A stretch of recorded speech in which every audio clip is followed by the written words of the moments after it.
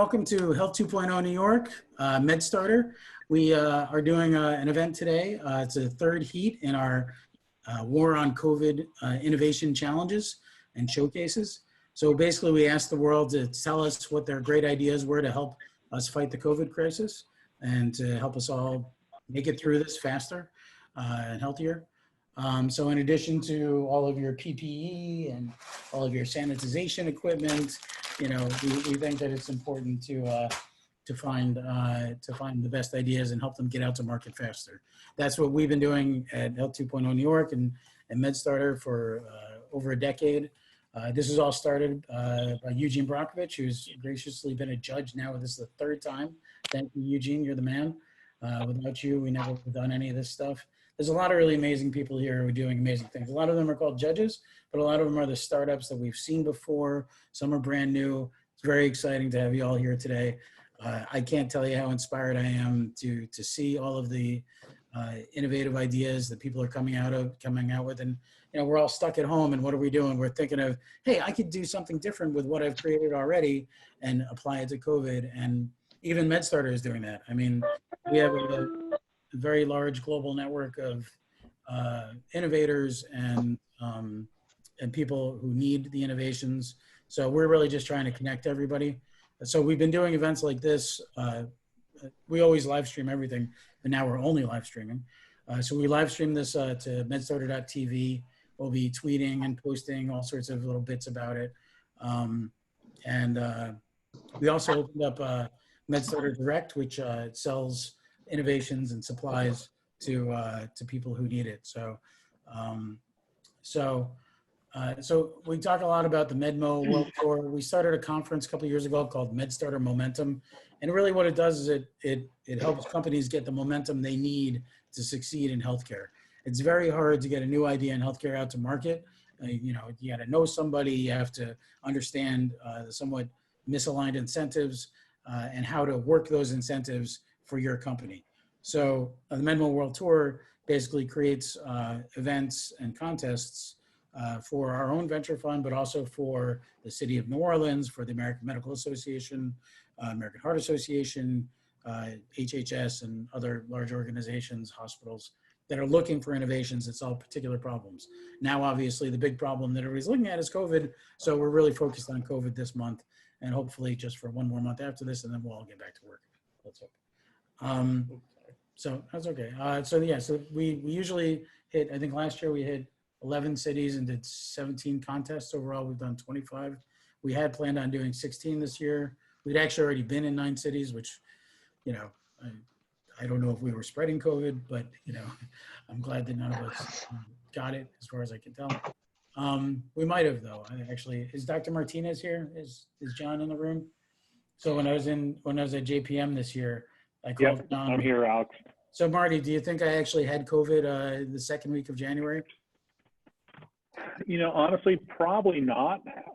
We were seeing still a lot of influenza B and then transitioning into influenza A that time frame. But I know a lot of people are bringing that up. Yeah, well, we'll get tested eventually.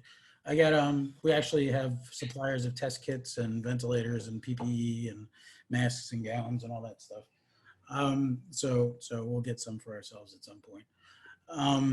But yeah, we've been selling those to New York City and FEMA and folks like that. But you know, it is a real complicated process these days because, you know, we probably been approached by 40 or 50 suppliers. And so we had to go through complicated vetting for everybody, created that process. And it's really been fantastic. Heather's husband, Rob, is working on that, and my brother, John, and a bunch of our investors and like-minded individuals like the people here in this call today. So a rapidly developed team just to bring those supplies where they need to go at reasonable prices. I think we actually sold masks today for, I think, $1.40 per mask of N95s, which are usually like anywhere from $4 to $7 to the city of New York. So very exciting stuff. Tony's also in the chat now. Who's here? Tony. Oh, Tony from Hawkeye? No, from InsurTech. Oh, from Tony Liu. Yeah, Tony Liu. Tony Liu, you led us into this whole virtual world by blowing up that InsurTech, where we helped him with the InsurTech challenge was it 3 weeks ago? Feels like a century. Lifetime ago. Yeah, we learned a lot since then. Thank you, Tony. And obviously, he also published a really amazing guide to doing virtual events. So that's Tony Liu at SureTech New York. Leave out the E, I believe. Tony, well, actually, Tony, you can also see our judging form. We'll talk about that in a little bit. He put it in his email in the chat. We'll take it started for you. Okay, so Tony put his email in the chat, and I would encourage all All right, of just a you. minute. We'll take it started for you. I said just a minute, please. Okay. Mute Betty, please. Yeah. So yeah, we have some control of the panelists and the judges who are here. Everybody here you see in the picture is part of the show, but we do encourage everybody who's watching, both on the panel and as part of the contest as contestants, to please go to the judging form. Pat's popping that judging form link into the chat box every once in a while, but you should be able to scroll up and find it. The judging form is you want to do it while it's going through. It also has a lot more information about the teams and a link to a larger deck and their contact information. Also, if you fill it out and give us your address at the end, we will be mailing you one of these cool t-shirts. So these are the MedMo World Tour t-shirts, which the back of them has all the cities that we're going to go to. Oh, thank you. So, okay, there you go. We've got the cities here. Although we need a big stamp now that says canceled on like half of them, but hopefully we'll be able to get them done anyway. Anyway, so we have a pretty tight schedule today, so I'm going to stop talking as soon as I can and let the judges introduce themselves a little bit. Let's go back to the schedule for a second. So basically, judge intros, then we're going to have 5 teams pitch, then we're going to have a drinking dance break or something. You know, basically a little time for bio break, but you know, we also have a number of cocktail recipes that people have been putting together. Pat has come up with our hot toddy recipe, which we'll be going through in a little bit. I know George has come up with George, what are you calling your creation? I think we're calling it Jay's Lockdown, created by my soon-to-be ex-wife and named in her honor. Soon-to-be ex-wives, okay, or husbands. Well, we all know that happens, and I went through it myself, so yeah. Yeah, so we've got the hot toddy, and you've got the not Jen, the Jen lockdown. Okay, and I know Eugene, you were showing off your goods before, so yeah, I don't know if you can. Oh, there you go. I'm ready. Okay, so drink early, drink often. You know, the alcohol does kill COVID. So so Dr. Martinez, you can talk about that if you want to. So which is a very good segue into the judge introduction. So if you'll bring up the judge page. So these are some of the judges here today. Not everybody is here yet. It's just the way these things go. It's all virtual. Everybody's busy. So we actually invited a crowd. What do we invite for judges today? Yeah. So some amazing people. Some of them are shown here, and people that we trust and are involved in a lot of our innovations. So if all of you judges will just spend 30 seconds and introduce yourselves, that would be great. Can you make it so it automatically highlights whoever's speaking?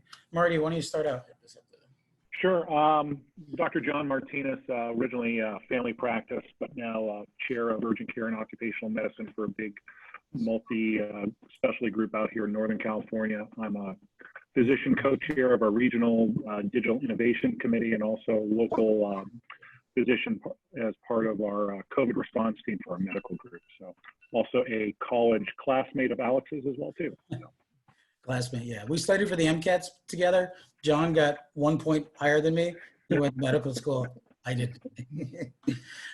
Anyway. Eugene, Aline, anybody? I'll go. So Eugene, as Alex referred, I did start the Health 2.0 in New York City. I think it was 10 years ago-ish.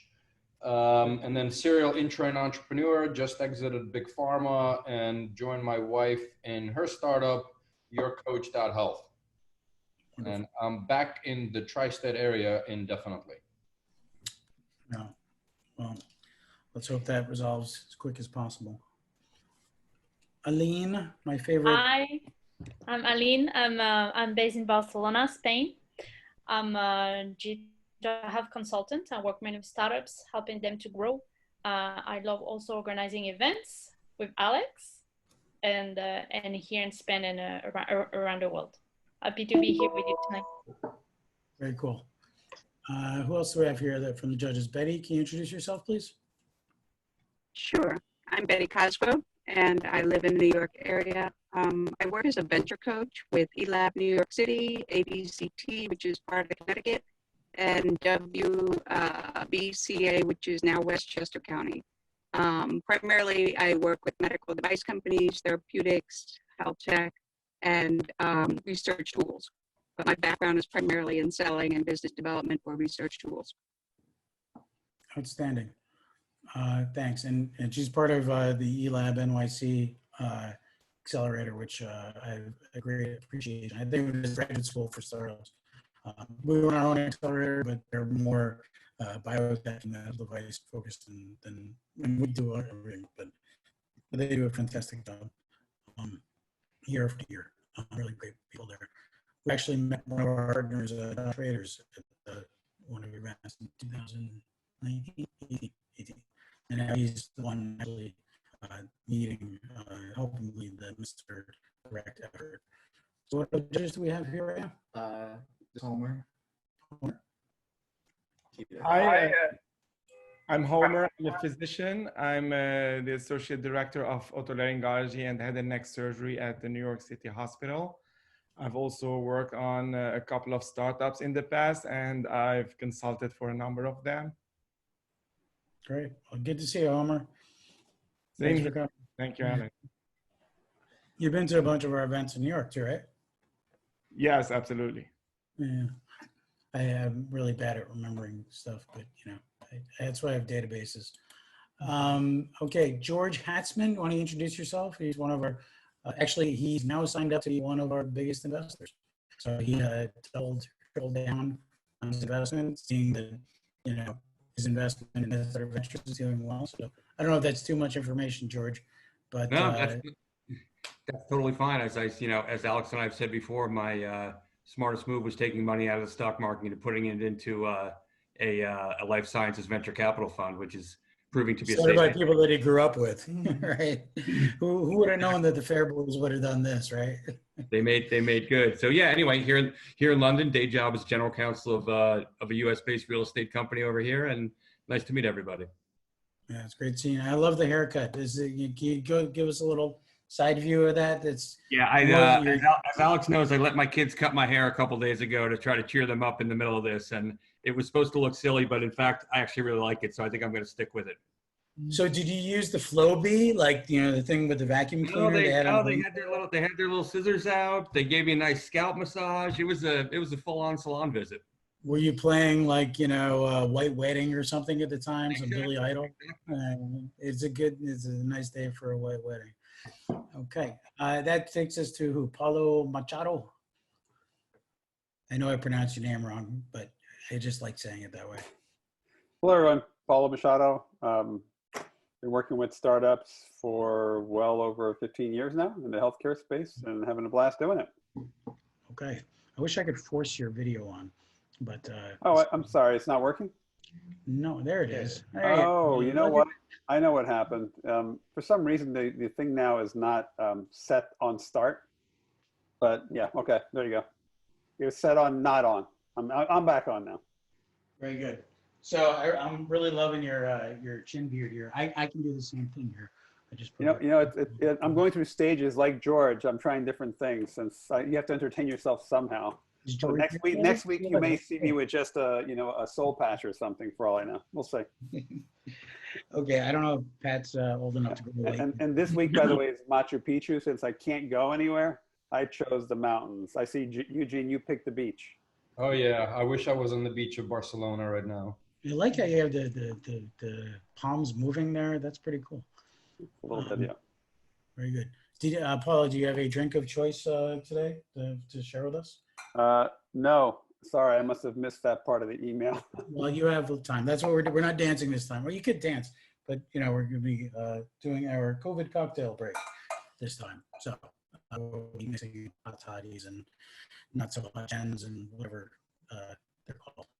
Okay, so who else? Andrea. Andrea Nozick. Where are you, Andrea? Speak up so you show up and get all off the screen. You're mute. You're muted. Unmute. Andrea. I was muted. Sorry. Yes. Look at all those degrees on the wall. What are those? Oh, there's not much.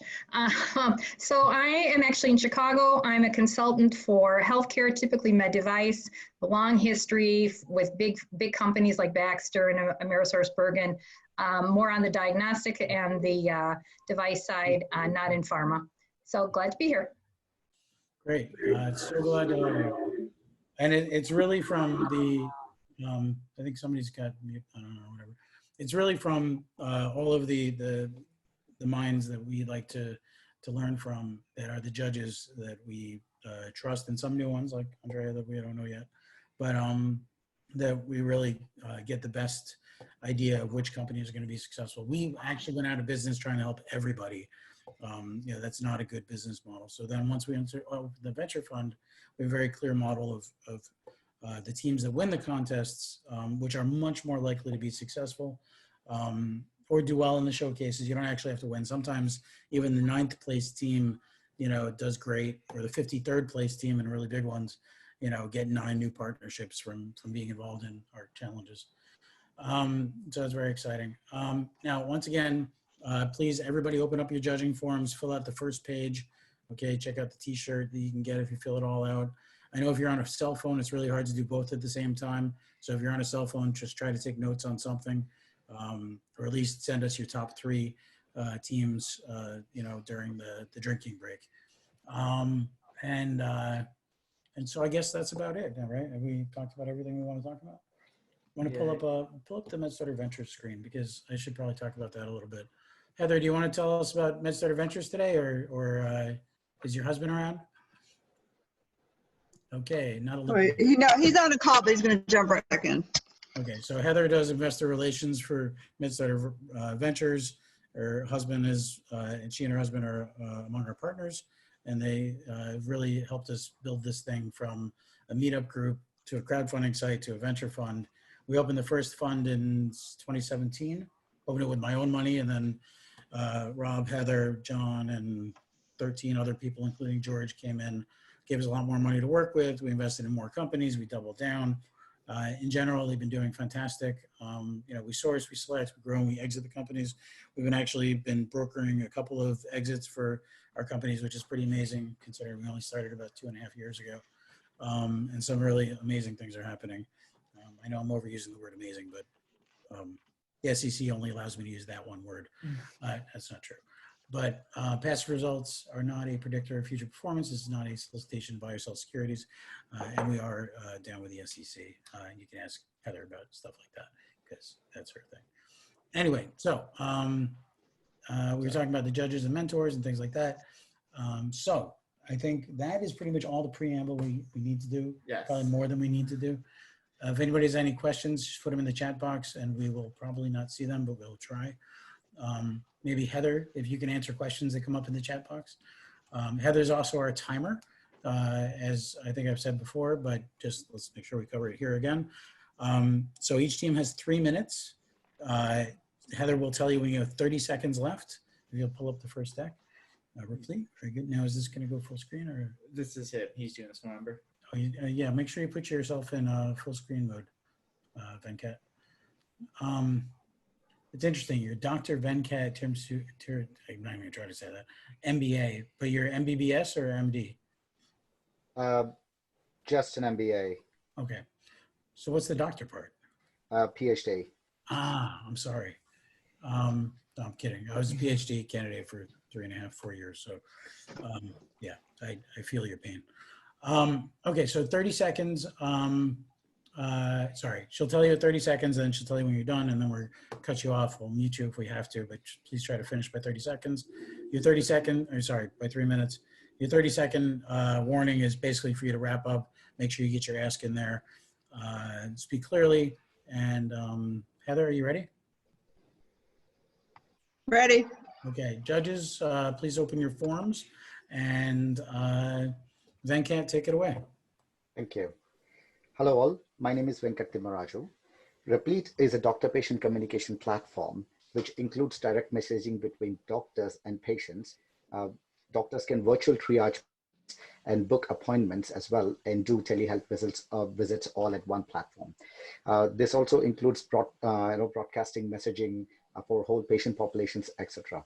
And Replete patient app includes pre-screening questionnaire for COVID-19 patients to fill in, helping their providers to triage patients based on the risk, and our offering is totally free for the time being.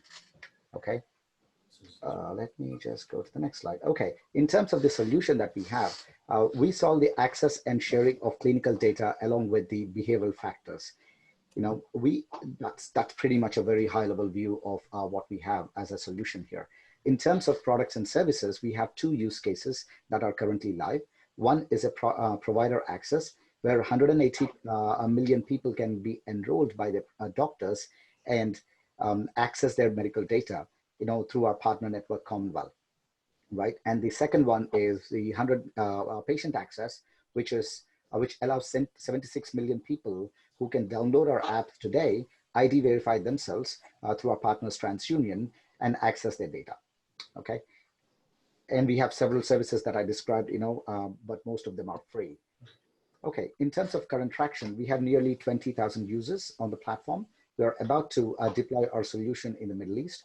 We have a great advisory board that is helping us.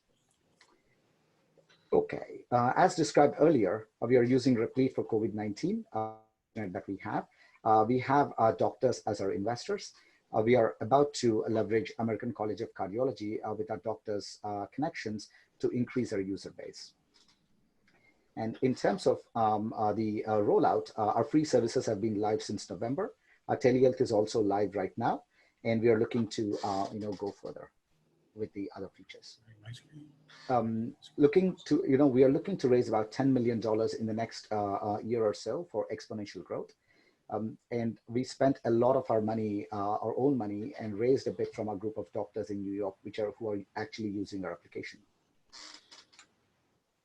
In terms of the team, we have a great team with multiple exits, you know, with IT technology and you know, business backgrounds. And for me, even though I'm the first time founder. Hello? Yeah. 30 seconds left, sorry. That's fine. And we have, you know, a great experienced team, as you know, at our in our company. With respect to financials, you know, very high level, we make a ton of money if we go well, and we have a really good market, you know, ahead of us. Thank you. Okay, so now you have 3 minutes of judges Q&A. So if we can get the Then cut. Okay, just make sure you introduce yourself because we can't see which judge is speaking. This is Eugene Venkat. I mean, you had the competitor slide. Obviously, this is a crowded space. Kind of what would be your one key USP? So the key USP is the ability to have everything like, you know, clinical record linking. Let me blow this up. Ability to have clinical record linking and access patient data, mobile nudging, everything that you need, you know, under one platform rather than bits and pieces everywhere, and AI and machine learning with the background that we have, you know, as a team. Can you tell us a little bit more about the revenue model? I heard many things were free, but what is the revenue model? So the revenue model for us is to charge patients for, you know, remote patient monitoring. Our services are mostly free because we believe doctors, you know, doctors are the custodians of the data, patients own the data. You can't charge people who are custodians and as well as the patient, you know, owners of the data. So we pretty much give away the data access for free. The only thing we charge is premium services, which are definitely kind of value add for both these stakeholders. Venkat, this is Ashok Kapoor. Can you talk a little bit about how you do patient validation? You talked about TransUnion. Does it mean that the patient needs to have credit history, or how does that work? So usually our users, our patients are over 18, and we don't take patients under 18 unless they're connected to a profile. Yes, they need to be ID verified or somehow digitally, and TransUnion is our partner. Venkat, you spoke about expansion internationally. We all know that the payment for the fee-for-service and the payment for healthcare services is very different, whether you're in the US, in the Middle East, or in Europe. So are you changing your financial model to integrate these? The way that we are trying to do is to get the solution as software. So we provide the platform and the software for them, and they run the business for us. We are actually about to go for a pilot in Middle East of probably 4 countries in the next month or so. Venkat, Paula Machado, just curious if you could maybe comment on the user experience at the consumer as well as the provider side. Consumer, you just need to enter your phone number to get access to your data through providers, or very few clicks to get access through TransUnion, your own data. Whereas the doctors, they love our application. It is far more secure, definitely not Zoom. So all the data is HIPAA compliant. So yeah. All right, last question. Yes, this is Betty. You're asking for, I forget how many million, and how are you planning on spending that money? Plan is to spend a lot of money in terms of getting the user base and getting our partnership with big hospitals and clinical groups. All right, thank you. That's it, 3 minutes. If you have any questions, please, I'm gonna, while Pat's pulling up the next deck, I'm gonna ask you one of the questions from the crowd. So our friend Pam Grace comes up with a question of, do you guys have a Medicare or CMS reimbursement code yet, Venkat? No, but we are working with the doctors, so they'll be claiming the money and we'll be reimbursed by the doctors. Okay, thanks. Okay, so judges, if you'll take a moment and finish your notes or the online digital version and click next. You'll come up with the next presentation, which you'll see is David Levesque from Andaman 7. Now, David's been in our let's just call it farm system or in our network for a few years, and he hasn't made it to the stage before. It's his first time here. You can see there's links to his COVID-19 website, which is just anman7.com/COVID-19, all lowercase. You can get in touch with them and all that other kind of stuff. So, so judges, if you guys are ready, I'm gonna assume that you are, because I know I am. I know just the best practice as a judge, or you don't have to be a judge to be filling out the forms, remember. I invite everybody to use the links in the chat box to go fill out the forms. We believe in crowdsourcing the thoughts on these companies. Also, please make sure you give them comments or criticisms on their presentation and what they're doing.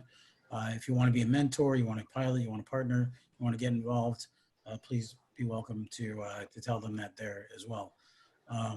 So it's really beneficial for the startups. I can't tell you how many amazing things have happened as a result of people pitching at events that we've been part of. Best way to get things out to market is just to tell people about it, right? So this is just a platform for that. Okay, so David, if you'll take yourself off mute, and Heather, I assume that you're ready for 3 minutes. So whenever you start, Ready. She will set you going. Take it away, David.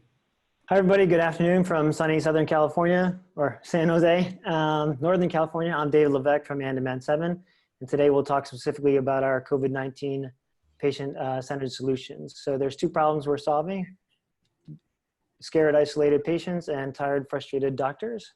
Next slide. So our solution is a patient app and a clinician risk dashboard, and it's a global solution. So we are able to do mapping on a global basis. Here are some screenshots. In the far left, you can see that we have not only the symptom tracker, but also patient resources that are customized by country. And when you tap on the icon there that says questionnaire, you get the symptom tracker that many companies are producing today. Ours is similar to that, with a few exceptions that are really important. Number 1, that the patient is controlled with all their data and is GDPR compliant. And so you can see there on the right-hand side, the patient knows where their data is going and can control that. Go ahead and go to the next slide. So this is a risk stratification dashboard that we put together for the COVID-19 solution, which stratifies patients by symptoms, diagnosis, age, and many other factors. Next slide. Here you can drill down on see the patient's full data about COVID-related things or other medical data that might be available in the dashboard. Our symptom tracker is connected to the full EHR of the patient, so we can include much more data than just the symptom COVID information. Next slide. And here you can see the patient filters that we've built in today in terms of cohorting the patients into different groups and looking at them by those different groups. Next slide. Sorry. So the clinical workflow is that a citizen who may even not be a patient yet is using the survey in ANIMED 7. The information is going to that stratification dashboard that I showed you. The high-risk patients will be getting a test at home or sent to the clinic. And then the low-risk patients will get the information and resources on what to do next based on the country and the logistics around whoever is managing the crisis in that given region. Go ahead, next slide. So what's unique about ANIMED 7 is that it's used for both care and research and crisis management. What you can see on the right-hand side is how we anonymize the data for researchers to use and do not anonymize data for physicians to use in care. And across the top, you see all the different data input sources that we have, which include, of course, the patient, the EMR, medical devices. Excuse me, 30 seconds left. And because our system is connected to all these sources of data, we can automatically fill the data in for the patient when we already have it in our database. It's in 22 languages, and as I mentioned, GDPR compliant. Next slide. So in summary, ANIMED 7 helps patients get access to trusted resources, track their symptoms, and supports urgent remote clinical trials that are happening now for COVID-19. Next slide. Our team is really experienced. We've been doing this for many years, 25 years, specifically ANIMED 7 for 5 years. And we look forward to talking to you, and we look forward to your questions. Great job, David. Really good pitch.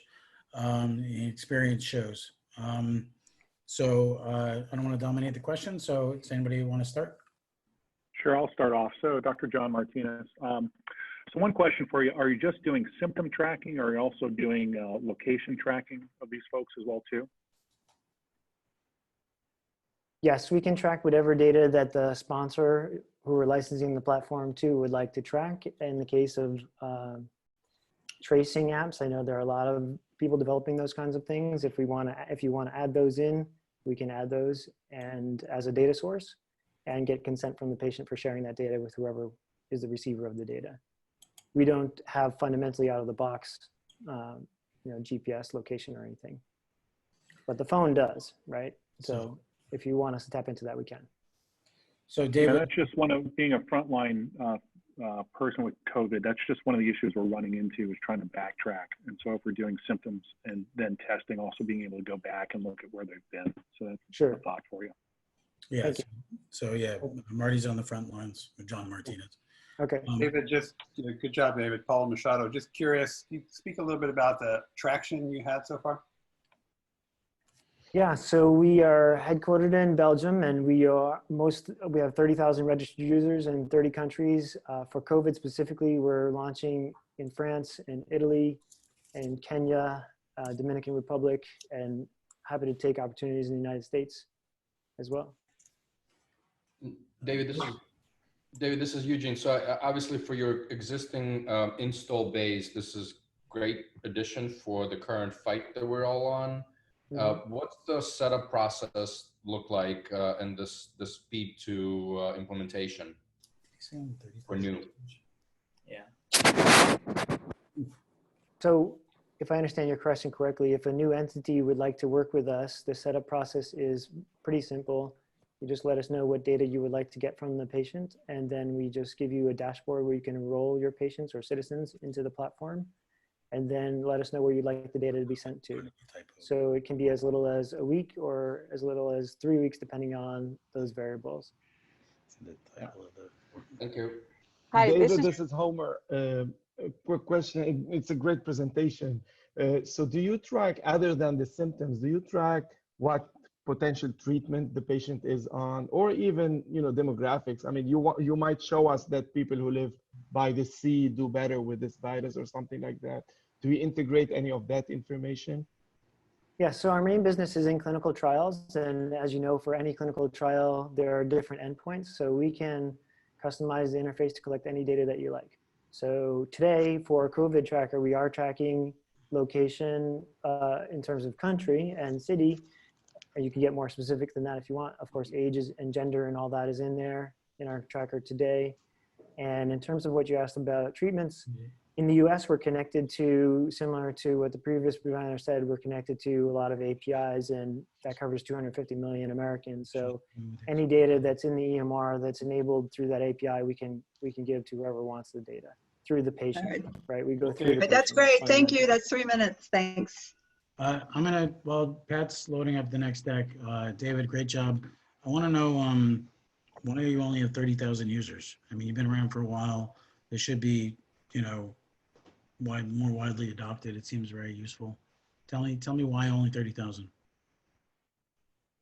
Good question. I would say it's fundamental to being conservative, being in headquartered in Europe, where privacy is even more sensitive than it is here in the States. Fundamentally, APIs to EMRs only started last year, so a lot of the value of the platform only came around last year. We don't have a budget for B2C since we don't make revenue from B2C, so it's really just a matter of working through the life science channels, which have long sales cycles.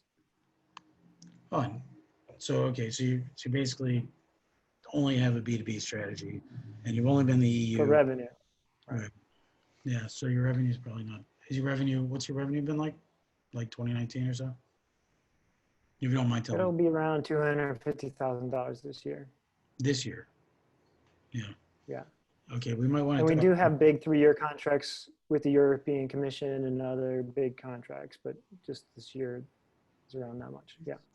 Got it. Oh, you mean it was more in the past and now it's down? I'm saying we have contracts for more revenue in future years, but each year it's over a several year period. So. Okay. So great job. We usually clap after each, so great job. But everybody's on mute, so it's going to be like one hand. Thank you. I had one person clapping. So okay. Anyways, no, fantastic. A really interesting solution, and I'm sure we could probably help you guys get going further, faster. So yeah, I'm going to put in my form, for example, that let's follow up and talk about how we can help you. Just going to say call us and give you my number. I have a quick question. May I? I don't know. Who are you? This is Betty. Oh, Betty, we're kind of outside. Put it into the form because we got a lot of startups to get through. I'm sorry. Or you can put it in the chat box and you guys can answer in the chat box. Okay, so judges, hopefully you guys are finished and hitting the next button. And we're moving right along to the third presentation where you can see Mon4T. Monfort, yeah, and I'm sharing. Are you seeing my slides? We see your slide, but we see the presenter view, I think. So you might want to switch screen with your sharing. I mean, this is fine. I mean, I can see it, but people like on phones might have trouble. Let me see. Do you have two screens? If you have two screens, just share the other screen. This is why we tend to just do the presentation from our end, just because this kind of stuff. Just a minute. Normally, I would say this takes away from your time, but we're busy doing it. Is this better? We got nothing now, right? Is that just me? You gotta share your screen. I am. Wait. Just me? Does anybody see his screen? I don't. He's not sharing his screen. You gotta share your screen, man. There you go. Okay. Okay, now put it into slideshow. Slideshow. And you can also swap the screen. Okay, put it in slideshow and I'll tell you how to swap the screens if you have to. It's up on the top left. There you go. Perfect. Okay, so he only gets 2 minutes now. No, I'm kidding. No problem. Normally I'm a dick like that, but I'll be nicer today. 3 minutes. Okay. Go. So our platform, Monfort platforms, offer a cost-effective and FDA-clear remote patient monitoring. The problem we're helping is there are about 500 million patients who suffer from neurological conditions. Most of them are elderly, so they cannot be properly treated now because they cannot be examined at the clinic. So without proper treatment, they will suffer and may die, not from COVID-19 they might be infected with, but from the disorder they already have. Our platform plays like a media player, but instead of songs, it plays standard and well-validated neurological tests. So you get a test protocol to evaluate gait, tremor, voice, eye blinking, all the tests that exist, or most of them at least, that exist both in motor and cognitive symptoms. This is how it's used nowadays in the COVID-19, and we believe it will remain like that afterwards. The physician prescribes a checklist of standard motor and cognitive tests. They send the link via a text message or an email. The patient opens up this link, the app installs itself according to the prescription with the proper tests, the schedule to conduct them, the language needed for that person. When they start their playlist at home, they get visual and verbal instructions to conduct the test. So for example, hold the device in your hand for 15 seconds, tap the screen for 20 seconds, etc. The raw data is sent automatically through the server and presented to the physician exactly like they would get from a motor or cognitive laboratory. We have 3 channels of reaching our market. First, we started with hospitals and clinics. We started in clinical trials. Now several of those are our clients. We then moved to pharmaceutical and medical device industry. We offer them SaaS that they can include into their own products. And from both of these, we now start remote patient monitoring in the US. This is a list of the main partners that we have. The dollar sign indicates those that are paying for the service, and soon Alpha Omega and Medtronic will also, we're just about to wrap up 2 deals with these 2 companies, and also starting remote patient monitoring paid for in the US as a part of our 30 seconds left. Sorry, excuse me. No problem. As a part of our partnership with Henry Ford Health Systems, with whom we operate for about 1 year now. Thank you very much. Okay. Hi, this is a show. Can I just, I'm going to ask the first question. Tell me what your ask is. What can we do for you? What are you looking for? We're raising now our Series A. We're raising $4 million, and we're looking for investment and also channel to other pharmaceutical and medical device companies in the US. Okay. Any other Hi, questions? Ziv, this is Ashok Kapoor. How with the neurological patients, don't they have trouble navigating a mobile device? How has your experience been with them? So we have already several thousands of patients. It's working very well. We get very good feedback from them. It only requires a touch of a button. So anyone who can call, or definitely someone who can use the text messaging, can operate the tests. Can you speak to business model? Nice job. This is Paulo. Can you speak to your business model? Pricing wise, what's it look like? Yes, so for the hospitals and clinics, we sell them on a pay-per-test basis. It saves them physician time. It's much more efficient than sending the subject to a lab. So a test that we sell for $10 that they can do right in the waiting room will cost them $200 and will take them 2 weeks to wait for the results. For the pharmaceutical device and medical device industry, there is an NRE, non-recurrent expenses that are paid for the integration, and then a combination of a license and or royalties that they pay for using our app. And remote patient monitoring, we're getting $20 out of the $124 that you can charge with 3 CPTs available for our product. Great. Can you tell us more about the tests that are included in the app? Like who developed the test or where did you get them from? Good question. So in each and every hospital that you see on the left, we identified experts in one symptom or a bit more, and we partnered with that hospital We have commercialization agreement with those hospitals. So they contribute to our development and validation. They have access to all the patients that we need. So for example, tremor that many people are familiar with in Parkinson's disease or essential tremor, we go to the experts, we develop the tests with them, we validate the tests with them, and then this is how we make sure that our products are working well, and this is what we also submit to the FDA so they can be confident in approving our products. Okay, last question. After you. Are the tests validated through a study individually and comparing it to a standard test, or the validation comes from an expert opinion? No, there are at least 1 or 2 clinical trials for each of the tests, and of course publication and presentations in global conferences, etc.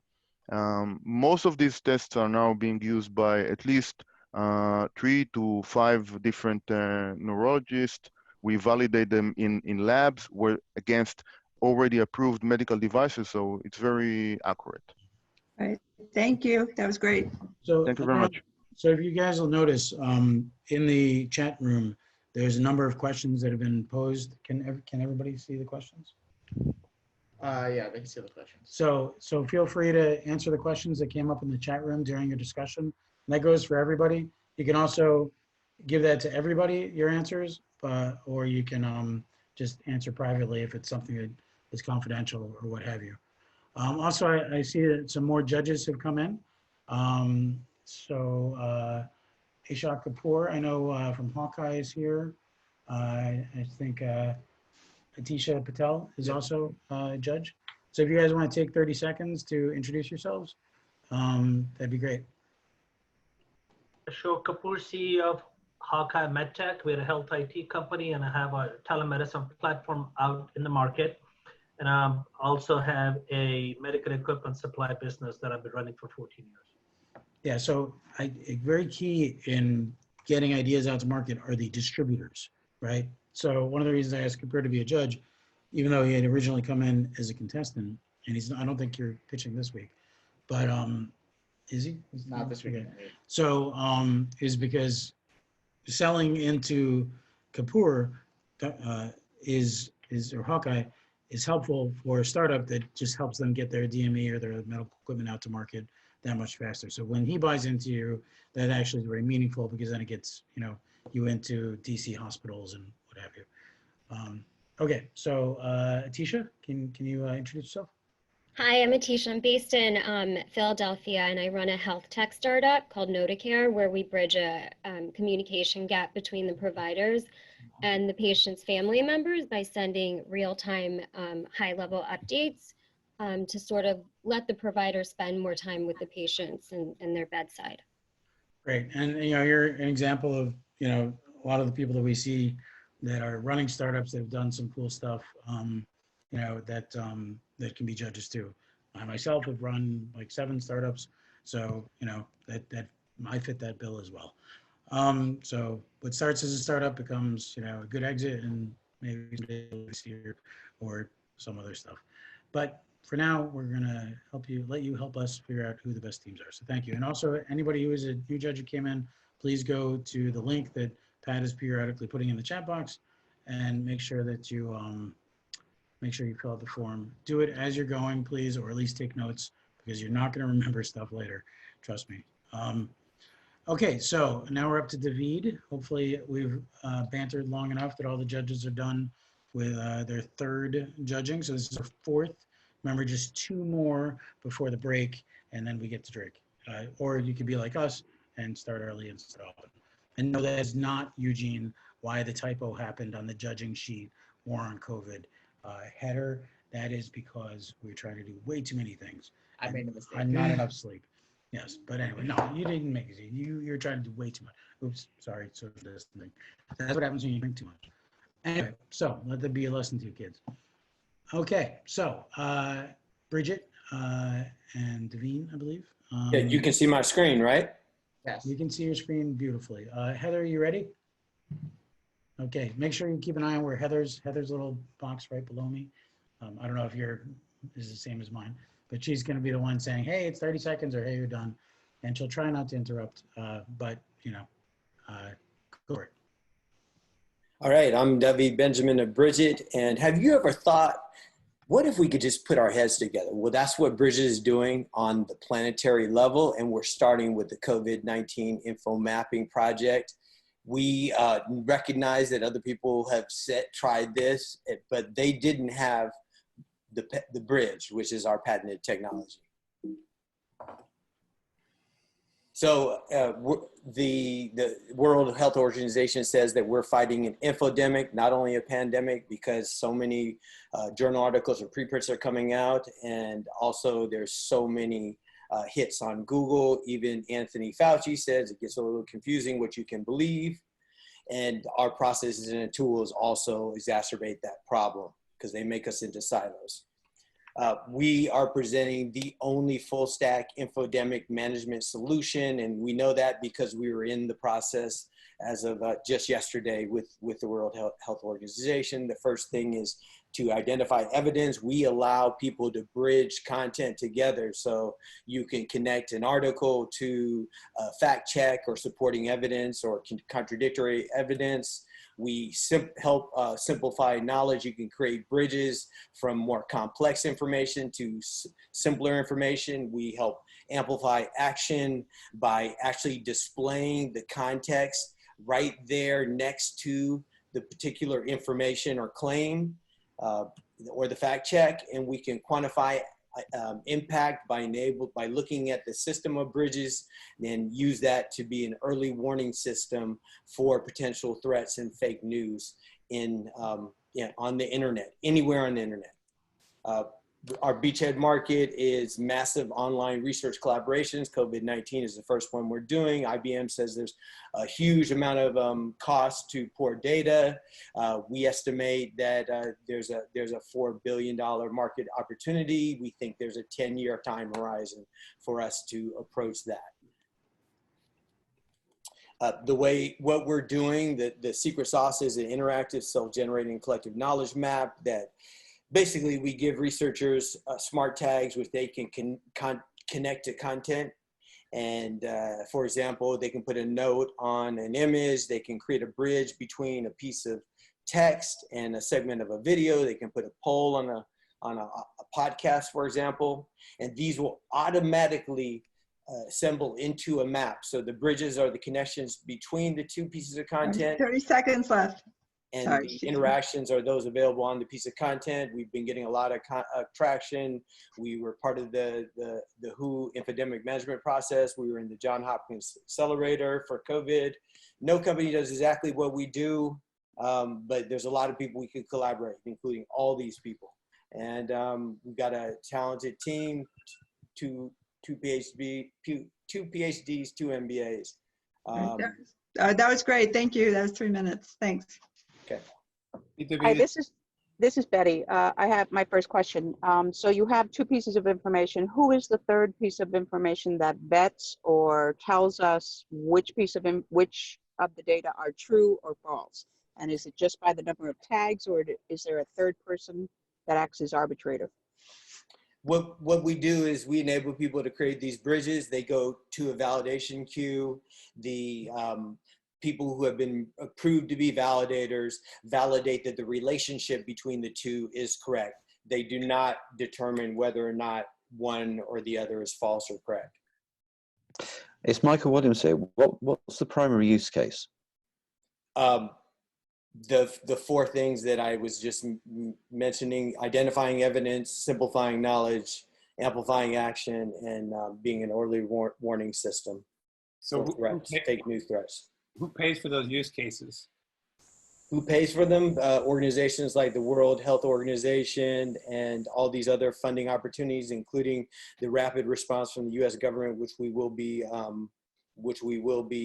submitting to in the next week. So I just went to go log on and try it out, but it's not launched yet, is it? No, we're alpha right now. So how do you get people to actually do the work for you? Sounds like it's a form of Wikipedia on steroids. But don't you need subject matter experts to do this? Because what's stopping somebody from writing, you know, some random piece of code that just connects random data to screw it up? Absolutely. That's why we're engaging with Johns Hopkins University. We've identified a different go-to-market strategy in that hackathon, and that is to basically bring researchers onto a collaboration platform that they are asking for already. So it's like organized wisdom, like with, you know, validation. Yep. Because you're using Twitter a lot, looks like, right? Well, we'll be able to work with information anywhere on the internet because it's a browser overlay. Can you tell us in which languages it's available, and can you mix languages? Like in Europe, for instance, would be very useful. Absolutely. You can create a bridge between two different pieces of information. Doesn't matter of the language. It just means that the person who's creating the bridge has to understand both languages. You must have some machine learning built into this. I mean, the basis of a neural network is those bridges. Can you tell me a little bit about how that works? Yeah, it's a human AI collaboration. We don't think that AI can do it on its own. We don't think humans can do it on its own. Human will always be in the loop. Yeah. We got more questions, folks? Hi, David. This is Ashok Kapoor. It seems like to me this is more of checking out fake news, or basically validating news that is not fake by putting facts to it. That's question one. Second is, if this is human intervention to validate all this data, seems like you have a scalability issue. All right, this is last question. Yeah, I think you're quite right on the first side, and on the second side, we believe that the combination of AI and humans will be sufficient, in that we will have enough researchers and other people on the system that can validate. People are reaching out. Okay. That's great. Thank you. Fantastic. Okay, so judges, if you'll take a moment to fill in Bridget, great job, David. I'd also like to note, just if you guys want to see a best practice, David is in the chat box making a ton of connections, lots of good questions. This is the kind of thing that we love to see at our events, when basically somebody has activated the crowd and they have a lot of, you know, interest and inquiries. It's one of those things we look for. I remember when Triage, our first investment, won the American Medical Association challenge we did in 2016. Literally, I could not bring them drinks fast enough because they just could not get away from this circle of people that surrounded them, hospital CIOs and CMOs and what have you, who just wanted to talk to Triage about putting their implementation into their hospital. And they went from one hospital to 12 hospitals in like 90 days. So now like 90. So really just great job, David. Watch what he's doing and learn. And that's what a lot of this is about. Okay, so we're bringing up the last one in the first section, right? This is the fifth. So judges, if you're ready. If you're not ready, like me, I'm not ready because I've been talking too much. Say, give me a minute. While I'm doing that, I think another judge came in. Michael, you want to tell us who you are and what you're about? Yes, Michael Williams. I work with startup companies as a mentor and advisor, most recently with an incubator in Chicago, Matter, and I'm now a partner in a healthcare fund. Matter is in the house. Which fund? Oh, we're just starting one ourselves, so it's literally just up and running. Pace Healthcare Capital. Oh, great. So if you want any pointers, you know, I guess I could probably mentor new funds. Wow. I think you're right, mate. You know, look, absolutely. You're absolutely right. This is what we did, you know, to figure out how to start a fund. Because I'm a Yep. scientist, damn it. I'm not a venture capitalist. So we read a bunch of books, and then we just did it. But it works. It works. Yep. And we have the right haircut, so we're good. There you go. Well, you know, you can be part of the TBG today. So you can't see Eugene. Eugene, you disappeared into the beach. Are you in the water now? But Eugene and I dubbed us the notorious TBG, although we're not as notorious anymore because not all of us smoke anymore. But we'd be those guys at the healthcare conferences doing things that you're not supposed to. and we're all bald. So the notorious three bald guys. So we've got a different TBG here today. So welcome, Michael. And you know, we're big fans of Matter. Well, that event that we actually did for the AMA in 2016 was actually at the Matter space in Chicago, which if you don't know about it, it is awesome. Matter.health, really amazing community and location. We used to have one like that in New York. That was pretty good. You guys definitely took it to the next level. Although I hear you're coming to New York. Is that still going on? I think that may well be on pause. Yeah, I thought I heard that too. Yeah. Sad. I was looking forward to helping Steve and you guys with all that. You know, because we actually helped Blueprint get started here at Startup Health get started. Right. Well, maybe sometime. Okay, I have shut up enough to actually get to the fifth one. Oh, and this is not Tatiana. We've got Muskim? Yes, this is, yeah. I'm Maxim Server. I'm a co-founder. I really wanted Tatiana. Can you get Tatiana? I'm kidding. No, unfortunately, she is actually giving a dueling presentation on another Zoom call. So we're the second sister. Right? Yeah. It's okay. We'll be all right. Anyway, so Open Health Network's been around in the network for a while. They're doing something really cool. They always have been doing cool stuff. And I'm looking forward to seeing what they have to say. I guess everybody's probably ready. So Heather, when you're ready. Ready. Okay, take it away. Okay, so my name is Max Tverovat. I'm a co-founder and CTO of Open Health Network. And I will have to say I'm not the second best. I'm the person who actually built the goddamn thing. Let's hear it for the CTOs. Yes. So we've been around since about 2015. We actually are one of very few startups personally launched by a sitting US president. President Obama pressed the launch button at the White House at the demo day. And it's the only launch button that the president could press this good. Anyway, so we've built a patient experience management platform that has been deployed by a number of major healthcare providers across the US, mostly at this point in clinical studies and trials. And when the COVID crisis started unfolding, we realized that we can contribute to the state of the art, we can contribute to the research, and we can do something good for the patients as well.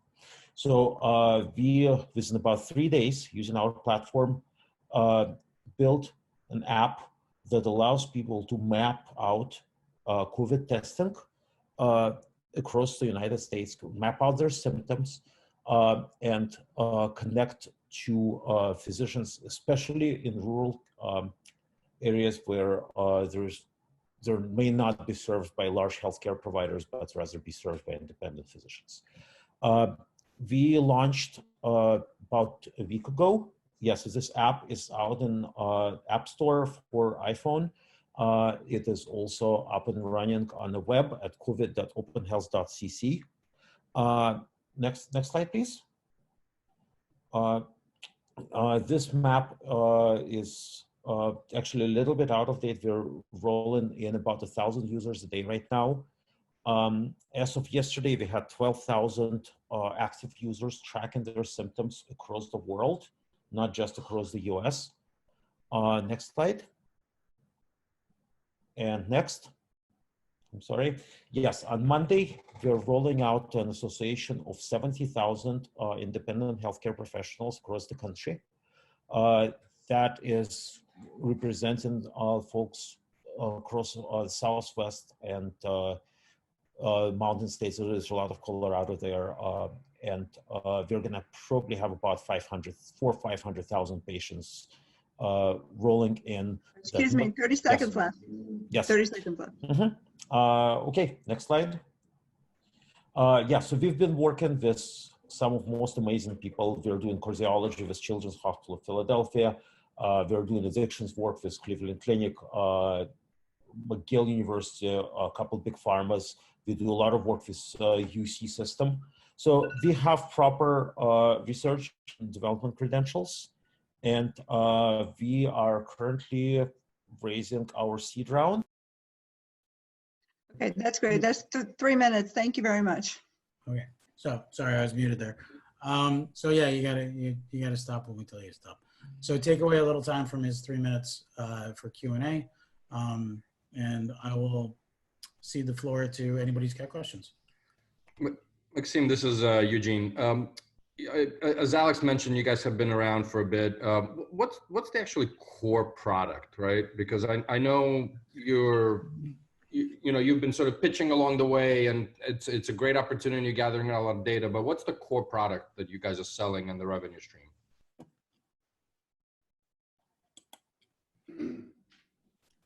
I think Maxime is muted, so please don't take away his time because he's been trying to answer the question, but he's muted. Come on, I want to take away people's time. Okay. Yeah, so our core product is a platform that is basically a set of digital health building blocks, and it can be used to rapidly create and deploy digital health interventions in a variety of different disease states. So how's that going? I mean, do you have a lot of people doing that before COVID? Oh yeah. Yeah, we have been working on a lot of NIH-funded projects. So the number of patients is small, but we're doing very innovative things with our platform. Okay. We have a couple NIH R1s, R21 and R33, some tobacco foundation money, etc.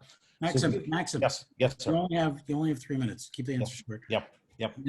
I want to know if you can track the contacts of those people who are being logged in this. Are they doing like 3 degrees of freedom, everybody they touched kind of thing? So we track geographically, and we've been actually exporting geospatial data off of their phones with consent and anonymizing it.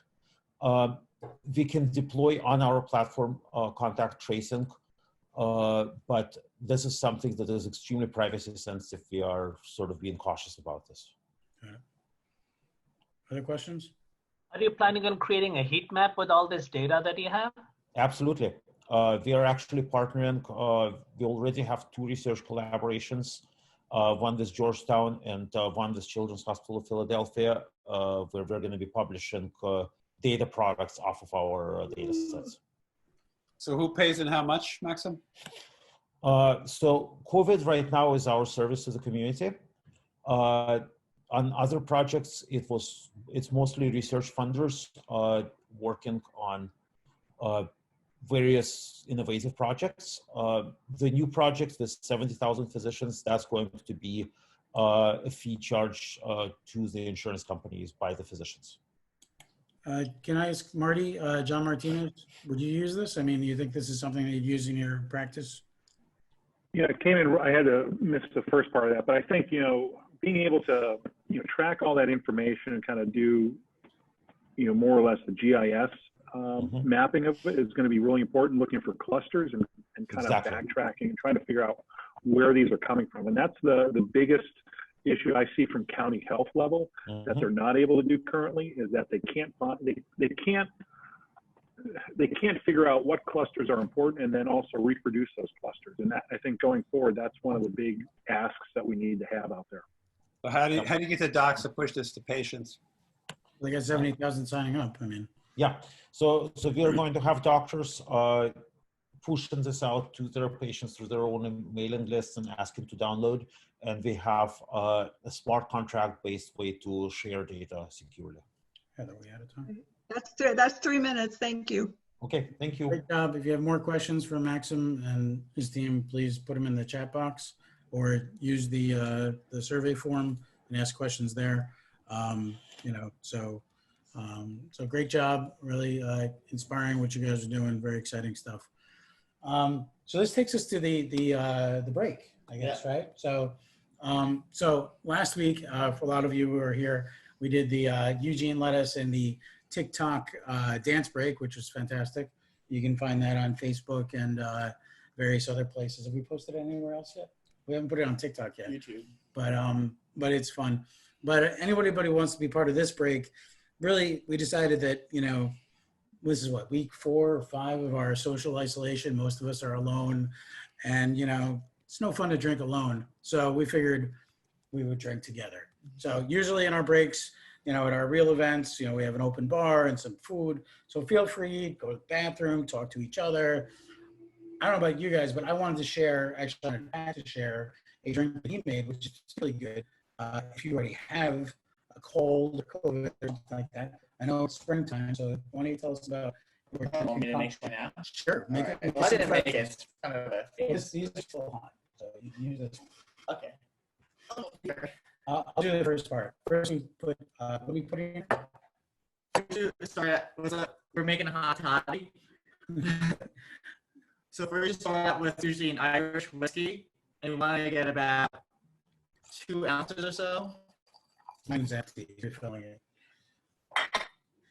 You take a couple wedges of lemons, squeeze them in, and just fill it up with hot water. It's actually more, Jameson. Okay. And usually garnish with a cinnamon stick. Oh, cinnamon sticks. I don't have cinnamon sticks. I do have cinnamon. We use cinnamon powder. Yeah, I guess so. I'll get some cinnamon powder. Okay. Anybody else want to share their concoction? George, I'd like to hear about the what do you call it? The lockout. I will. Can you hear me? Yeah. Can you spotlight? There you go. Oh, look at you got the whole. Wow, setup. George, you got this whole thing set up over there. Well, you know. Impressive. You Almost reach out and take one. All right. 2 ice cubes. Gin in good, I'm in London, by the way. So gin in the good British spirit. 2 of those. 1, 2. Cointreau. By the way, I've had one of these already. And this is gonna, if you want, knock you on your butt. Second's always better. Yeah, we'll see. 1 Cointreau. 1 OJ. This is good, I'm telling you. Whoever is making that noise, please stop it. Not you, George. Okay, so I'm putting a little, just 1 shake of cinnamon in this one.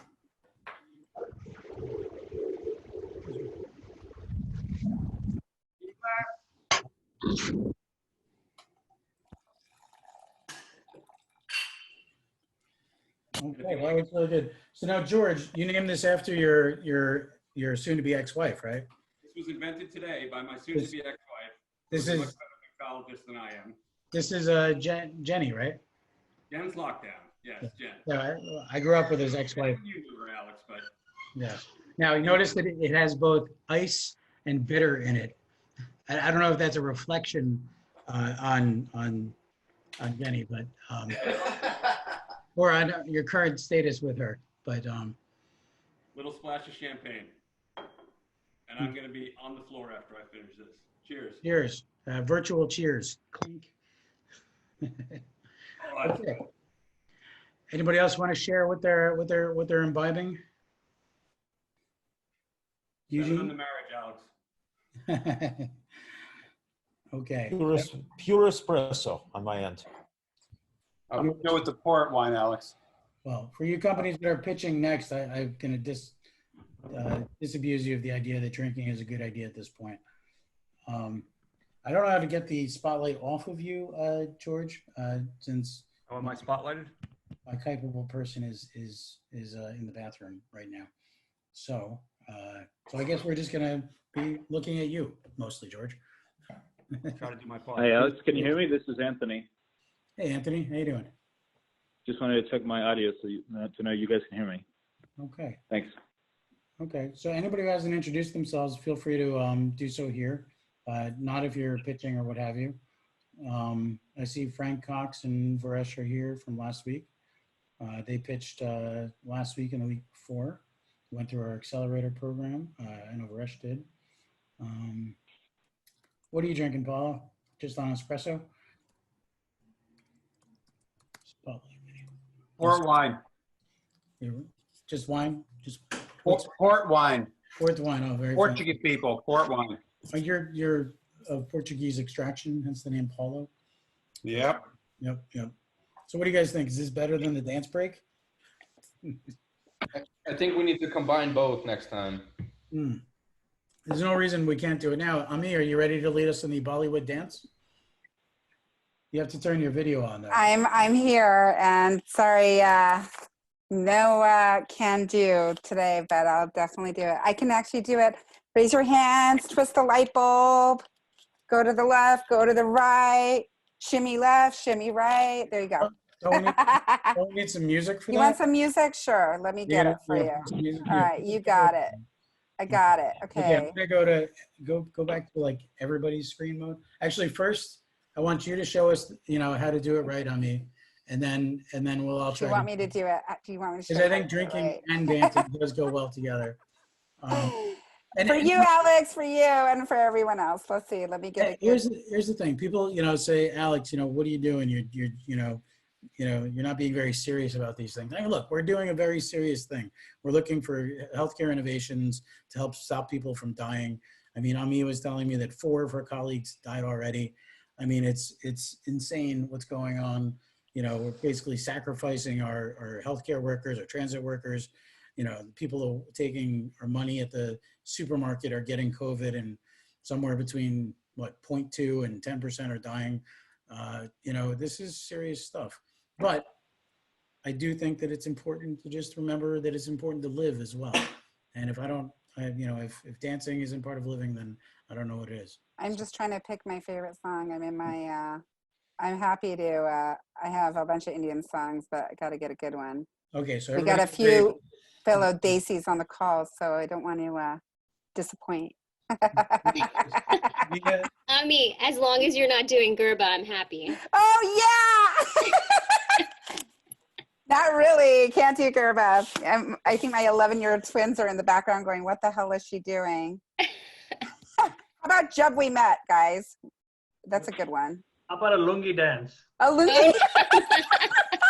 Lungi is something that you cover your private parts. It's like a night dress, and you kind of like, So is Sunita in the house? Because Sunita was tried to do a Bollywood dance lesson a few weeks ago. Where are my fellow Indian Daisies? Get up. You can do it with me. Come on. Let's see. Screen mode, or is that just what I'm seeing? Are you doing a Bhangra? I don't know what. I'm trying to see what.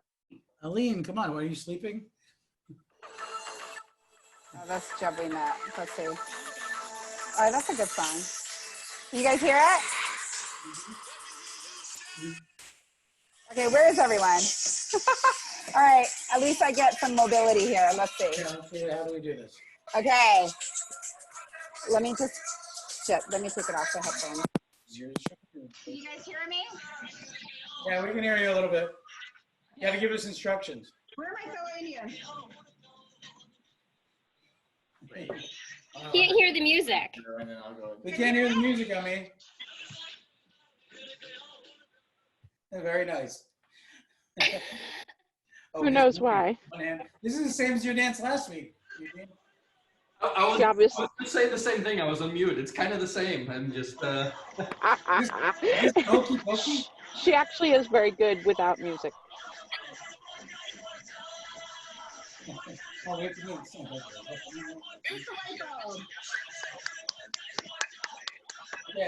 I don't see Aline though. What is Aline? Not dancing? That was fun. Oh, honey, keeps going. Do your rolly. Do your rolly. One hand, 2 hand. Okay. Yeah, Alex, you got to switch your background to the Taj. That would be very funny. We all should switch our backgrounds to the Taj Mahal. Okay. Ami, the problem here is we can't hear the music. We can't hear the music, Ami.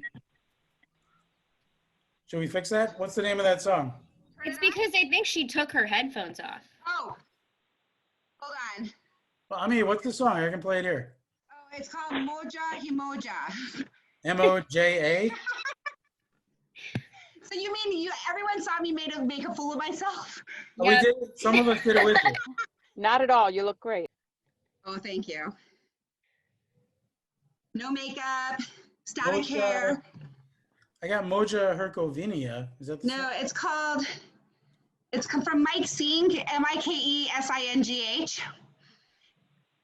That was fun though. I mean, I don't know most of the people on the phone, but Oh, okay. I guess everyone knows me. I'm coming up. Yeah. Okay. This is? Okay, so Atisha, Ashok, who else? You guys, Sarvesh, Venkat, you all can do this. Come on. Did you get it? Oh, no, that's the movie, babe. It's called, you want me to put it in the chat? Well, somebody should just play it and. I'm playing it. You can't hear it? No, because you're connected to your headphones. Can you hear that? No. No. You have to have a secondary device. You guys can't hear that? So we can,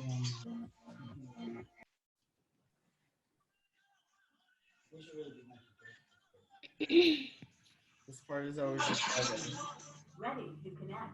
This part's always kind of a mess. Okay, so. All right, I'm ready for when we're ready to go back. Ready to go back? There you go. Okay, I'm not this person that he's playing. I'm just not that girl, okay? I was like 20 years ago, but not now. Oh, you're still that girl, Amy. Oh. M-A-U-G. I'm not going to find it. Okay. So are we going to call that our break over? Has everybody had enough break time? Or should we get back to the action? Show of hands. Is anybody still here? Anyone? Anyone? Yeah. Eugene? I hear. You keep disappearing into your background. I think you're, I'm just taking too many shots, so I don't want people to see it. You doing shots? There's no posting on social media, guys. No posting. I don't know if you know this on me, but this has been live streaming the whole time. How many people are watching? What? Oh, gosh. I forgot about that. Ooh, Alex, you owe me a bottle of McKellen 12. I already owed you to one of those. I settled for 12. Yeah, right. She gave me 25. I give her back 12. That's not a good deal. I'm worth 25. I'm worth 25. Yeah, absolutely. Okay, so should we get back to the action? That was a lot of fun, Ami. Thank you. Thank you, George. Thank you. You're welcome. Anything for you, Alex. Anything for you. Yeah, it's a wonderful thing to hear. Thank you. No, it's true, though. I mean, it's very gratifying to do what I do all the time. I love, working with startups and entrepreneurs. And, it makes me very happy to see companies like Ami's go from idea to out in the market to really changing the world. I mean, we've seen it happen with Michelle Longmire, making Medable, and Sonny Vu making Misfit Wearables, Fred Trotter with his, whatever he's calling it now, CareSet, Regina Holiday, getting out to the world with her walking gallery and her Cinderblock conferences. So yeah, it's a very wonderful thing to be able to work with folks like you, Ami, and all of the companies in our portfolio that are, those CEOs as a group are just amazing. Anyway, so, and individually as well. So, okay, so I think we can get going again. Heather, are you with us? Do we have Heather in the house? Are we? Sorry, I gotta look. I'm ready. Okay, cool. And I believe Kat is here. Yes, Kat's here. So let's get Kat's deck up and get Kat unmuted and make sure she's in the room. She's right. There she is. I'm in, and I can share my screen. You had a name change, so make sure you tell her the name change. So we first met Kat when she won one of our challenges, our crowd challenges down in New Orleans. That was for Lafayette General Hospital. The amazing C.N. Robinson became her first partner, customer, mentor. I don't know your first, but certainly one of the better ones. Just a really smart guy, great institution. Pivoted a little bit since then. Looking forward to hearing about it. And you have a solution for COVID, right? So, so let's hear all about it. And how come we don't see her on the picture? She hasn't started talking That's yet. not me, her. No, it's not her. Anyway, Anyway, use a share screen like that. okay. So, timer's ready. Judges ready. Let's go. All right. Hey, everyone. My name is Kat. I am the co-founder and CEO of Tamarin Health. And our namesake is actually based off of the tamarin monkey, which is a tiny little monkey that forms troops. And the purpose of the troop is to help and support each other. They're arboreal monkeys only, so we really see our role very similarly. We help providers form support networks for their patients. So scalable and collaborative remote patient care. Starting off with a story that happened this week, we actually helped to prevent a hospital readmission. This was a patient who is 70 years old, post-spinal surgery. Patient was at home. Patient was in an unbearable amount of pain, actually stopped physical therapy, and during a routine patient outreach call, our care coordinator heard from the patient. The patient had escalated her concern about her pain level and had actually talked about going back to the hospital. Our care coordinator intervened, looped back with a physician practice, and in less than 24 hours, the patient had the prescription that she needed, and she rated her pain on a level of 5 out of 10, and we had avoided a hospital readmission for this patient.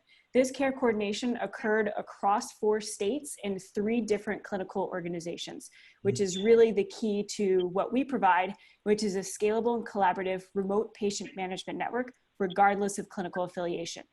So our tools and care management team allow caregivers to provide a scalable, collaborative remote care for their patients, ultimately improving outcomes and patient satisfaction.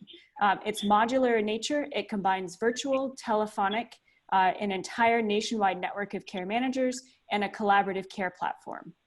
Any caregiver of the patient can join on the collaborative care platform. Everyone can have the same view of the patient. The whole idea is to give a unique view of the entire patient pathway, no matter where that patient seeks care. The way it works, a provider would approach us, Tamarind Health. They need help with response in COVID. We'll use that example going through. Our main focus is actually value-based care programs. We save on average $7,000 per patient. That is $4,500 more than the industry average.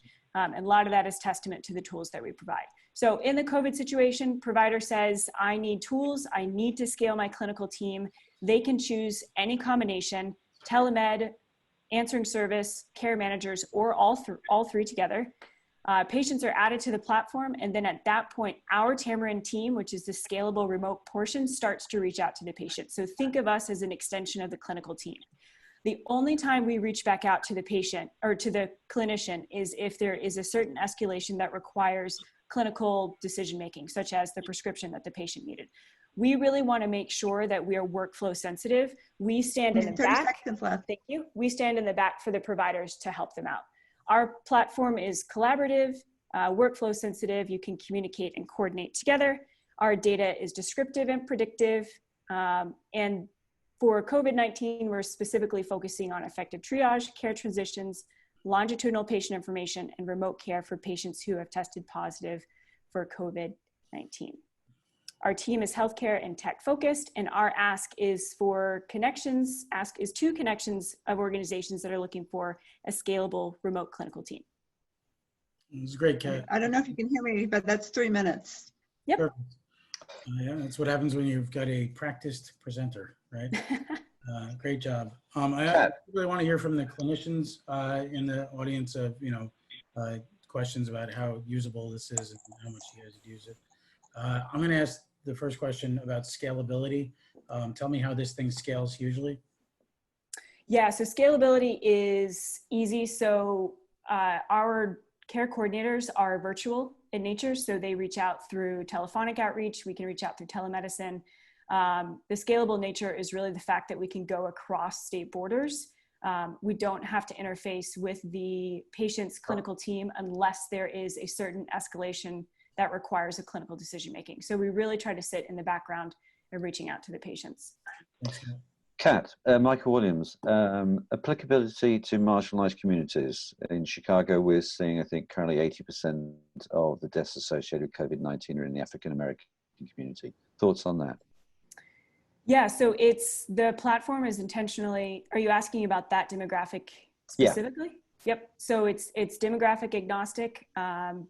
It reaches the patient where they are. One of the reasons why we have the telephonic outreach specifically is because not often, or in certain demographics, the patient may not have a virtual component for reaching to their provider. So that's why we do include the telephonic reach out to the patient. It is very effective, and we have a cadence in time when we reach out to the patients where we call them to check in on them.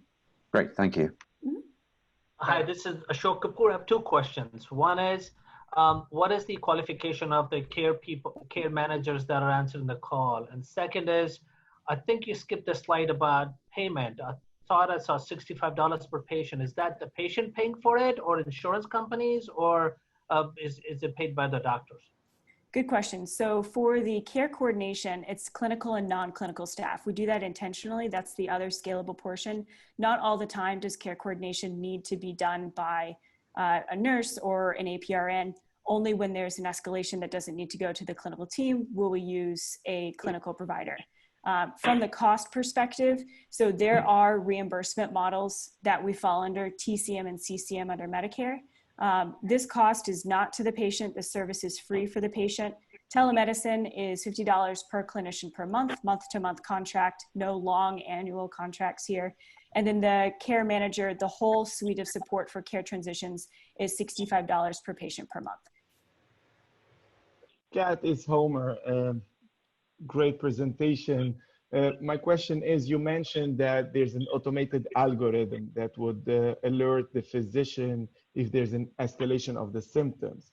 So what's the medical legal liability here to, I mean, who's responsible if your algorithm misses an escalation that leads to like something bad? Yeah, so it's not an algorithm for the clinical decision making. This is actually the human component of the process. So the way that this works is if we take the patient from this week, for example, in a routine call to the patient expressed concern about pain, didn't know where to go, said she was going to go to the emergency department, and our care coordinator said, no, we can help and we'll reach out to your physician for you.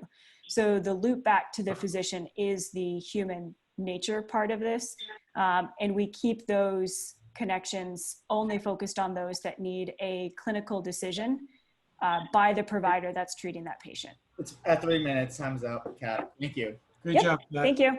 Really fantastic. A bunch of people are asking questions in the chat about your company. If you just want to look at that. Got it. Thanks. Pull up the next Great one. job, Kat. We'll get on to the next one. Judges, to take a second to fill out your forms. Really great job. So while Pat's doing that, Pat, can we show our dead startup mugs? So these are companies that came and went. That this one bought my first company, went public, and they're gone now. They're a physician practice management company. Aptique, as many people might remember, was the app store for apps. So let that be a lesson to you. Don't make mugs. Anyway, okay. So hit your next button, and we're up to the next team, and we're going to show their screen. This is Admetsis. Okay. Admetsis, yep. Okay, and you can see Jeff Falk. Let's see. We see Jeff Falk talking. Is he ready? Okay, judges are ready. Timers are ready. I need to turn the screen over. Oh, Pat's doing timing now? Why is Pat doing timing? Because sure things, internets keep going in and out. Okay, that's not good. Okay, so are you ready, Pat? Let me just share the screen. See, now Pat's doing everything now. It's actually Glenn from Admetsis. Okay. It's a good thing Pat and I have been drinking all day. So, okay. No, we haven't really. Okay. So, ready, go. Can everybody hear me? Yep. Awesome.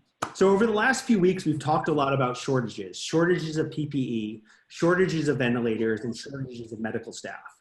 In the long run, you could create more equipment, but it's much harder to train more doctors and nurses.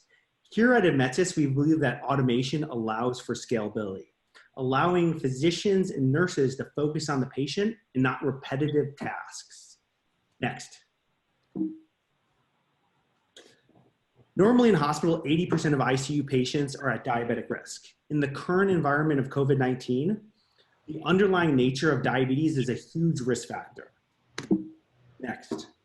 Controlling blood sugars during hospitalization is critical. It speeds the healing process and reduces infections. High blood sugars suppress the immune system. The immune system needed to fight off the COVID-19 virus. Next. In a normal world, nurses would manage blood sugars on an hourly basis using a manual technique. On the best day, it's difficult. In today's world of COVID-19, often blood sugars go unmanaged and other blood testing is skipped because nurses want to limit their interaction with infectious patients. Next. These challenges have led us to design development of our device, automated diagnostics and glycemic management, effectively cruise control or autopilot for the hospital. Next. The system attaches to a patient IV, reads the patient's blood sugars, lactate to detect sepsis, hematocrit to detect internal bleeding, and blood temperature to detect fever. From that, it builds a metabolic model of each patient and infuses the patient with insulin to lower glucoses and dextrose to raise them, essentially reinforcing the immune system. Next. We've conducted 3 clinical trials with excellent results and have already applied for European approval. Next. A study across 126 US hospitals showed that at any one point in time, patients' blood sugars were only in the target range 46% of the time. In contrast, our system through automation can meet a tighter target 97% of the time and effectively avoid hypoglycemia, which is deadly to the patient. Next. 30 seconds. There's a lot of great companies working on devices for the hospital. We firmly believe that unless you're driving patient outcomes, there isn't a lot of traction in the hospital today. Next. Next. We're pre-Series A. After we get a CE mark, we're going to focus outside the US and then the FDA approval. We already have an agreement with the Dubai Health Authority for them to be our initial launch customer. Next. From here, we move on to separate sensing platforms so we could bring in full integration. You're out of time. Awesome. If anybody wants to contact me as an advisor, investor, or advocate, please do. Okay, so 3 minutes for Q&A. Where are you guys actually based? This is Eugene. And Boston, Massachusetts. And you chose to go to EU first? They were willing to sign a memorandum of understanding and be our initial launch customer. Oh, the EU. The EU was a regulatory choice based on the pathway there. We need to do additional clinical trials for US FDA approval. Got it. So this is essentially a CGM for in the hospital. What's it wind up costing per day? I mean, is it better than putting a G6 on somebody? So CGMs are discouraged from being used in the hospital by the FDA. It could be used for trend tracking, but not for treatment. The device is a pole-mounted device. It's a CGM. One of the challenges is it doesn't read blood sugars in blood. So ours is a blood-to-blood system, reads in blood, treats directly in the blood system. So as opposed to having the nurse do this from a manual technique, we could drive better outcomes through lower complications, shorter length of stay. So Glenn, it's like artificial pancreas, putting insulin in. It is an artificial pancreas. That's the FDA terminology for it. Yeah, it's pretty cool. I was actually in Emory Hospital with my dad, who was a late onset type 1 the other day, and he was being checked only when we pestered the nurses for it, and he was way out of control. So this would have been great for him. Yeah, I think if you look at the studies, better control means shorter length of stay, which means better cost effectiveness for the hospitals and better for the patient. Yeah, no, it's the real clinical benefit. What are the roadblocks to getting you implemented in hospitals right now? I mean, what do you I guess because you're not really approved. So we're pre-approval here in the US. A lot of the conversations we have with the clinicians, whether it's the nurse or physicians, they're really on board. It becomes more of a financial sell at this point. So we're trying to mitigate some of the barriers to entry for a hardware device. We have a strictly razor blade model. So we get compensated based on the consumables when you treat the patient. So the consumables are dedicated for the system. We can, lease the system, place the system. It's really, you get reimbursed, or we get reimbursed when you actually treat the patient. How many of these devices are being used right now? Like how many are implemented in EU or wherever? So we're pre-approval, so none are commercially available yet. Everything has been done in clinical trials here in the US. No, I meant in the EU. Oh, so our CE is pending. So the technical file review is complete. We're waiting for a quality management audit once the notified body could do that. One more question. Yes. Anybody else? More questions, anyone? Anyone? Okay, we'll definitely be talking, Glenn. Yeah, definitely. Reach out to me via email if anybody has any other questions. Thank you. Okay, we're going to bring up the next talk. And, you know, the promise of artificial pancreases have been out there for a long time. It's good to see somebody getting there. I'm actually kind of a little more worried about the AI component, you know, of making sure that that's hardened and not going to screw things up. So, okay, so Lurie, is Lurie in the house? Hello, Yuri. Yes, I'm here. Right, sorry, that's an I guess. Okay, so timer is ready? Yep, sorry. Okay, we're getting your deck up real quick. All right. Okay, symptom the wrong one. What? Are you sure? Yeah, I mean, it wasn't the right. It's the right company. Yeah. On deck. Is it showing or is it looking like that for everybody? It should be showing. Can everybody see the presentation? It looks like an Escher painting. Yeah, that's what I thought too. It's just share it again. Okay, that looks better. Much better right now. Yuri, if you want to get going, we're ready when you are. Hello, everyone from Ukraine. Nice to meet you. We are building a service that allows users to track and share symptoms defined by doctors. Next slide, please. My life example. When I have a headache, it's usually only word that I use to describe it. But doctors always have questions. What type of headache? Please describe it. Where is it located? How often did it happen last week? And many more. My next checkup, I will remember something, but not enough to give a good picture in time about my symptoms. And sometimes checkups just waste of time for both of us. Is it really effective? Everyone has examples. So, problems to solve. Knowledge of symptoms, visibility on changes in time, sharing with doctor. And it should be secure. Next, please. Previous, please. Sorry.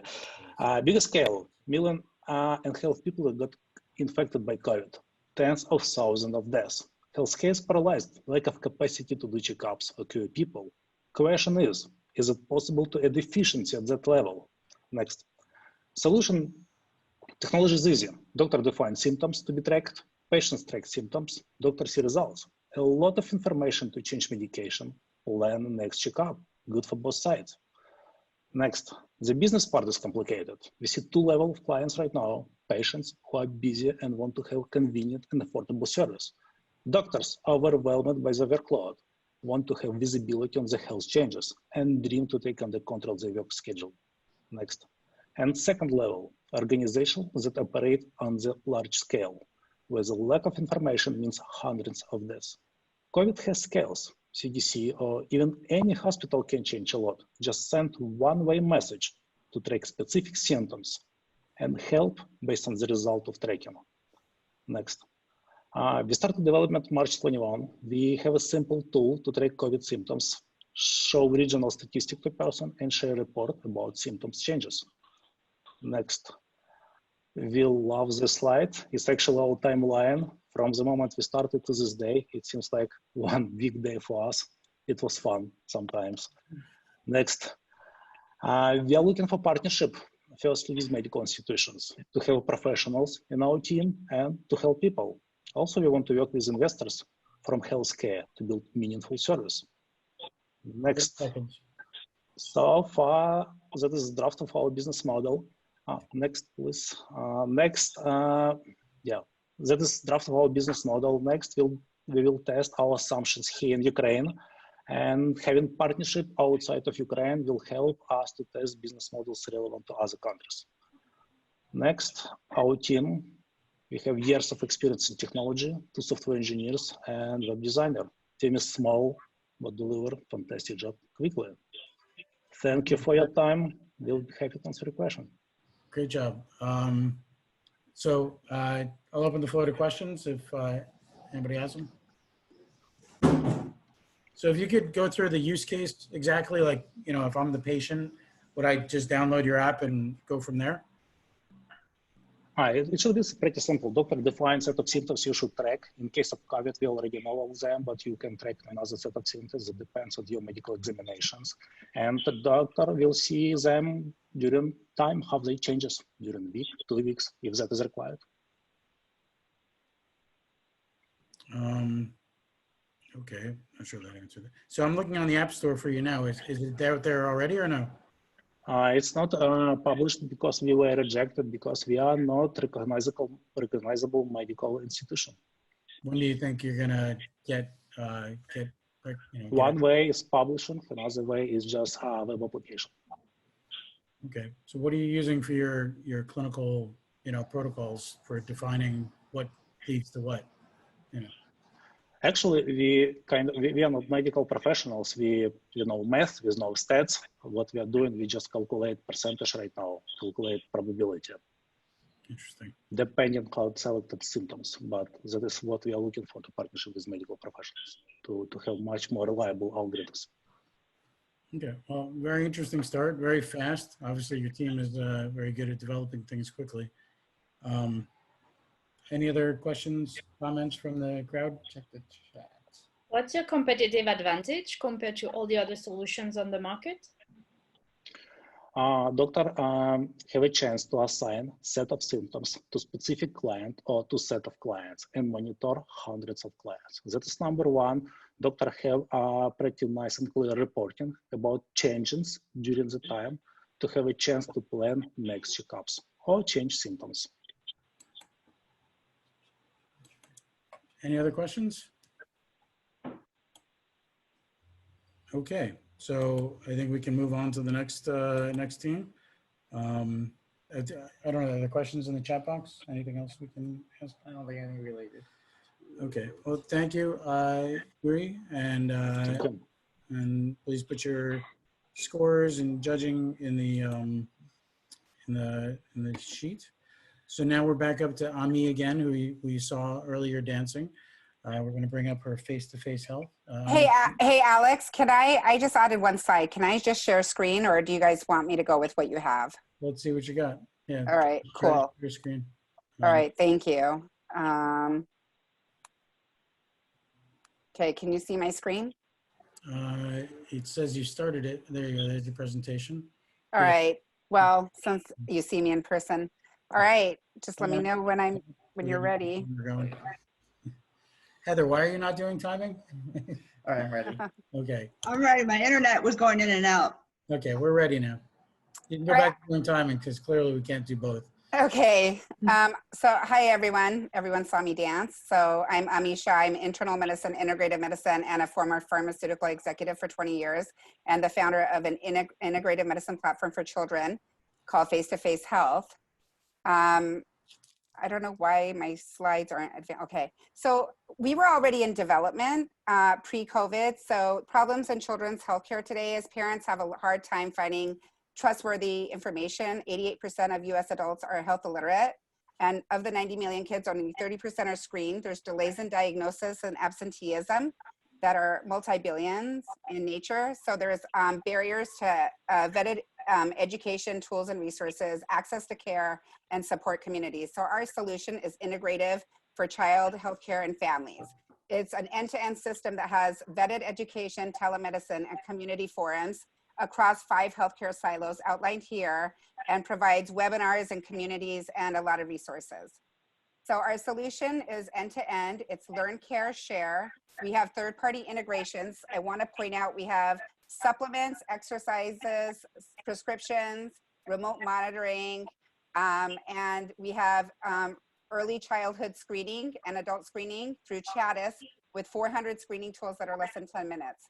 Our education was created by 1,000 experts from 90 specialties, are on the top 125 medical and education topics that parents search for, insurance companies reimburse, and providers treat. And they have vetted apps, toys, books, and games. It's self-paced and interactive, and it's our masterclass for parenting. Our care launches in mid to late April. It's across these 5 healthcare silos, and it's ask an expert for advice or phone and telehealth consults. And we have an expedited COVID-19 aspect as well. We also have Share with our communities that provides support and advocacy, blogs, webinars, and we have a webinar library.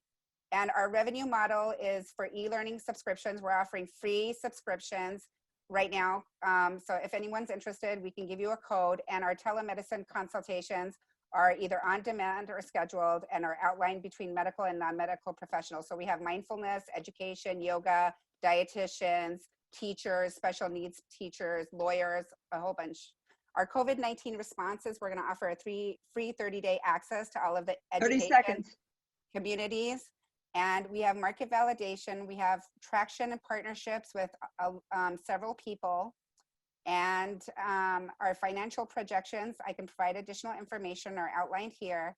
We are funded with 10 investors with a 50K lead and self-funded almost to $1 million. And we're asking for 2 million. It's a huge market opportunity. And I have to highlight, I have an amazing team and advisory board. Thank you so much. And I will take any questions. Oh, that's great. Amy, great job. This is Paulo. Just wondering, who do you view as the key competition for what you're doing? Okay, so our key competition, if you look at like a lot of the telehealth providers are siloed and primarily in medical. We're integrative across medical and non-medical providers. My twins had special needs. I had 14 different providers for 7 years. And we also talked about 2,000 parents and 500 providers. And the thing is, there's no coordinated, collaborative, connected care and early identification. Now, all these kids are stuck at home. They have all these conditions and parents are looking for apps, toys, books, games, and resources, and we have it created. And we just want to offer it out there to everyone during the COVID crisis. So we're dealing directly with the COVID screening, diagnosis, and management, but also offering vetted tools and resources for parents. Can you comment on who pays for this? Right. So absolutely. We have a partnership with 150 physicians on a revenue share for the content. We have B2B2C partnerships that are promoting it for a revenue share. We also are on voluntary insurance benefit platforms. And we also have the NFL alumni and several other partnerships, affiliates, and revenue share agreements in place for the education and webinars and communities. And then for the care, it's self-pay, of course, and we submit all of the claims electronically through our smart EMR. I mean, who are the providers, medical and non-medical, working for? Are they work for you, or are they in all 50? Yeah, so they're the traditional independent contractors. We have a robust credentialing process, a third-party health background check. We're following all the national credentialing guidelines. We have 300 providers in the pipeline, over 100 plus credentialed across various specialties. For the care, I just want to be clear, we have 4 revenue pathways. We have Ask an Expert. So all these providers can do a mindfulness or a life coach session, and that's outside of the EMR. And then we have the care component, and we follow all of the state licensing requirements, and we're launching first in New York State with the care component. So all of that is already built into the platform. Can you drill down a little bit more into the COVID-19 aspect? Sure, absolutely. So we have, if there's anyone who comes to the platform and does a consult, there's a lot of inquiries and a lot of people are looking for guidance and advice. They go through the Ask an Expert. If they're looking for care, then we already have the built-in screening form. They have to answer the screening form. They'll go into the virtual waiting room and a provider will be assigned to them, and we'll go through all of the signs, symptoms, diagnosis, management, treatment. We've aggregated all of the handouts, tools, and resources from the CDC, World Health Organization, and other global sources into our EHR library so that we can promote staying at home, shelter at home, good hygiene, isolation, and refer for testing to our state departments and such like that. That's great. Thank you. That's time. All right. And I'm here to answer any questions. Thank you. Great job, Ami. Thank really you. Fantastic job. All the presenters, really very professional and very inspiring seeing what you're doing. So if you guys will take a few moments to finish up your judging sheet for Ami Shah and face-to-face health, solving a problem that she discovered was very difficult to solve herself for her children. Those children are older now, but it's still relevant. So we're gonna do just a little housekeeping. After this, while I'm doing the math on the scores, I'm gonna ask Aline and Eugene, if they're still awake and available, to do the panel discussion again, which we invite everybody who is a panelist or judge to join in the conversation. We can also promote you out of the attendee list if you want to ask questions or talk about it. I figured the topic would be this week in COVID. We don't have one more person? We got one more team. Yeah, we got my advisor. Right. So I was just filling some time while people filled out the form because Ami gave a very engaging presentation. I know that some people don't always fill it out. So somebody asked in the chat box, what happens if you hit the back button? Do you lose your data? The answer, unfortunately, is yes. This is just a Google form, so it's not the most robust data collection app. If that does happen to you, I guess you have two choices. Go through and open it up again and try to remember what you said. I'm sure most people have an impression of what they said. At least, you know, the ones that you really feel strongly about, one way or the other, make sure you note those. But just generally don't use the back button, use the buttons at the bottom of the form for back and next. Okay, so this last team run by Anthony Hartley, he's actually presenting one of the many innovations that he winds up vetting and sourcing with his company, which is pretty exciting what he's doing there. I met him down in Atlanta when we were down there earlier this year, and I'm really excited about what he has to talk about his stem cell innovations for COVID-19. So Heather, if you're ready. Okay. Joe. Hi, everyone. Can you hear me? Yes, we can. We can't see you though, can we? No, there's cameras. No, there's a problem with my camera. Do you have my latest slides? Yes. I don't know if they're the latest. When did we get these? Okay, Pat seems to think they're the latest. If they're not, then let that be a lesson to you. Send us it once and write. No, that's right. And we can make it available later for people. So, okay. So whenever you're ready, Heather, we'll start your timer. Great. Hello, everyone. Thanks for your time. I'm going to talk to you today about our platform MedAdvisor and stem cell therapy for COVID-19. Next slide, please. Stem cell therapy has advanced a lot in the last 20 years, and there's so much data that we can make available to everyone. Basically, what we have seen is that stem cell therapy in a number of different conditions, it activates proteins and growth factors that leads to healing of damaged tissue. In particular, we've seen evidence of this as it relates to influenza and other types of viruses, as well as COPD. Next slide. So one of the advantages of the mesenchymal stem cells that we can see that can be already used in a clinical setting is that the cytokines that are generated from this type of stem cell therapy is not going to lead to a cytokine storm. So it's something where you're not going to have an overreaction of the immune system that could damage organs. Now, of course, as we all know, a vaccine, it's 12 months away at the very earliest. And so we're confident about this kind of treatment because we know that patients can't even wait days. Next slide, please.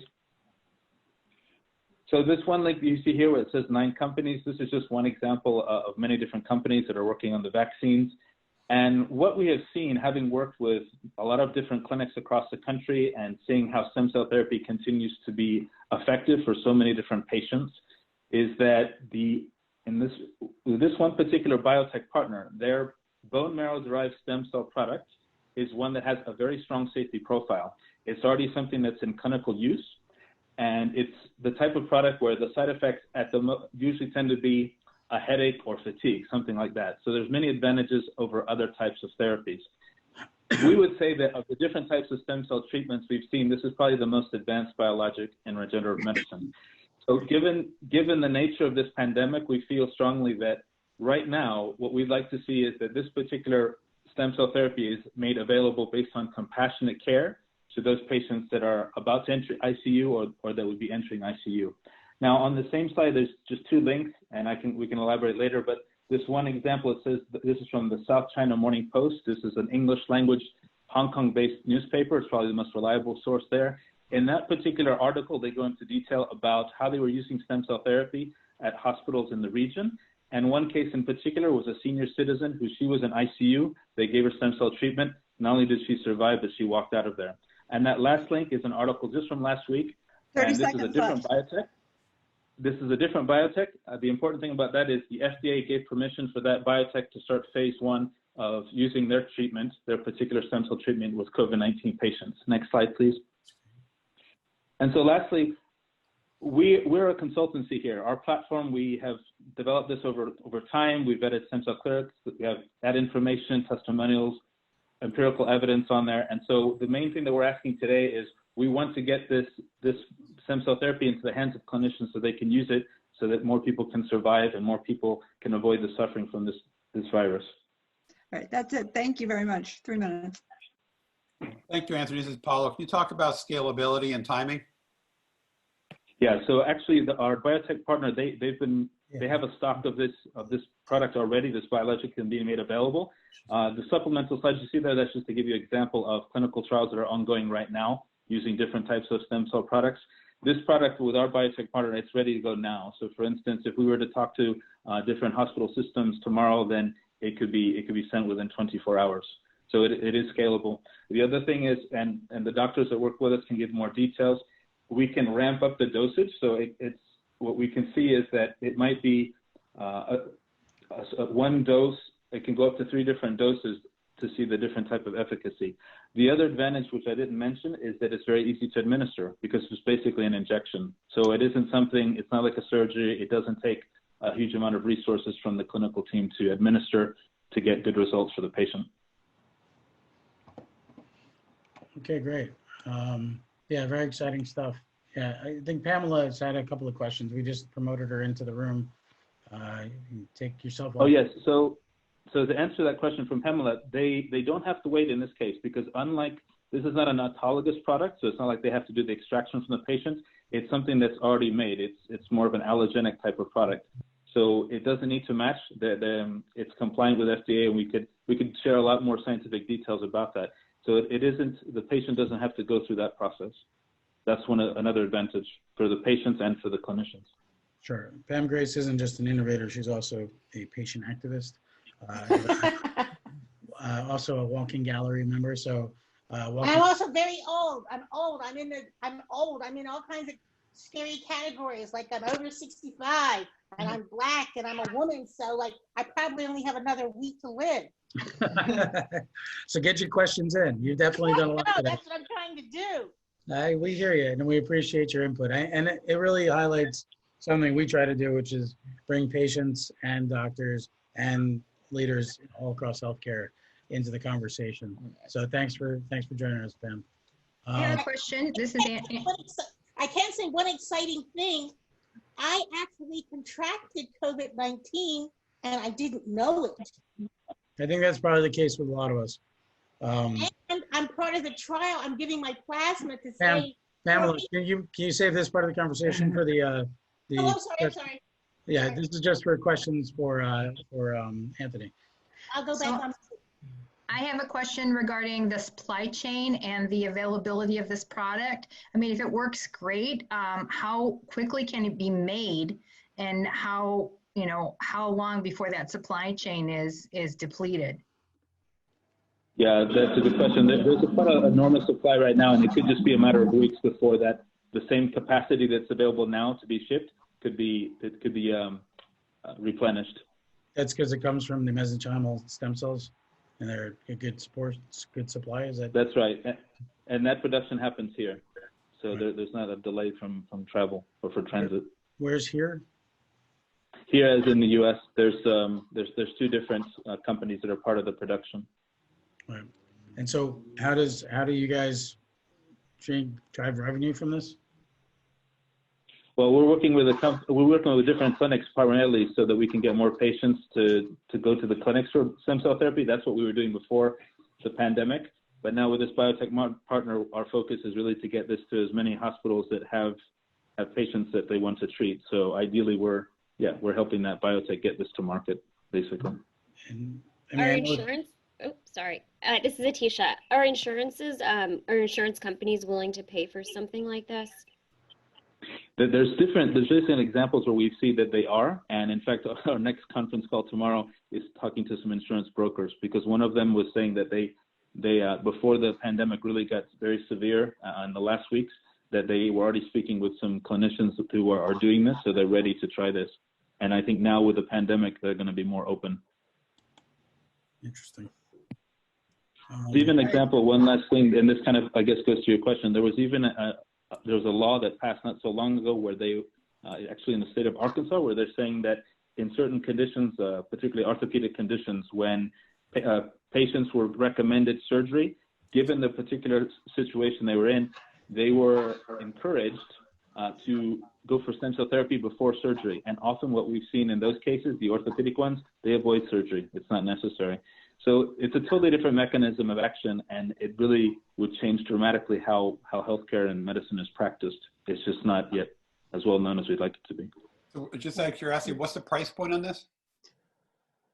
Yeah, it's a fraction of the price of the ventilator, so it depends upon the volume a hospital will order, but it's I'd say it's reasonable compared to alternatives that the hospitals would have. Are they selling? Sorry, so what's the cost per patient for 3 minutes is up. Well, we did get elsewhere. So just real quick, what's your cost per patient? Yeah, if I'm not mistaken, it's really the hospital that would pay, but it would be somewhere around $1,000, $2,000 per patient. And it's just one treatment? That would be the maximum amount of treatments that might be needed. How many times has this been used clinically by now? Well, this particular product, I'd have to check with the doctor who put this together and his team. I'd say that in general, when we talk about stem cell therapy products, there's at least 50,000 patients worldwide that have been receiving allogenic stem cells, which are the kind of source that this is. Okay, great. Okay, so that was fantastic. So that's our 10th presentation. Thank you, Anthony. Big round of applause for all of the presenters. You guys are really amazing, inspirational.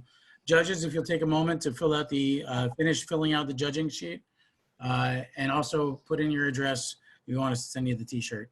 I know we don't have fields for that, but I guess we'll put those in next week. We are doing this every week. They can always send me an email with the address. Yes, you can also send it to pat.hurd or just pat@medstarter.com. So I'm going to get to playing with the scoring sheets. Eugene, are you still here? Eugene? I sure am.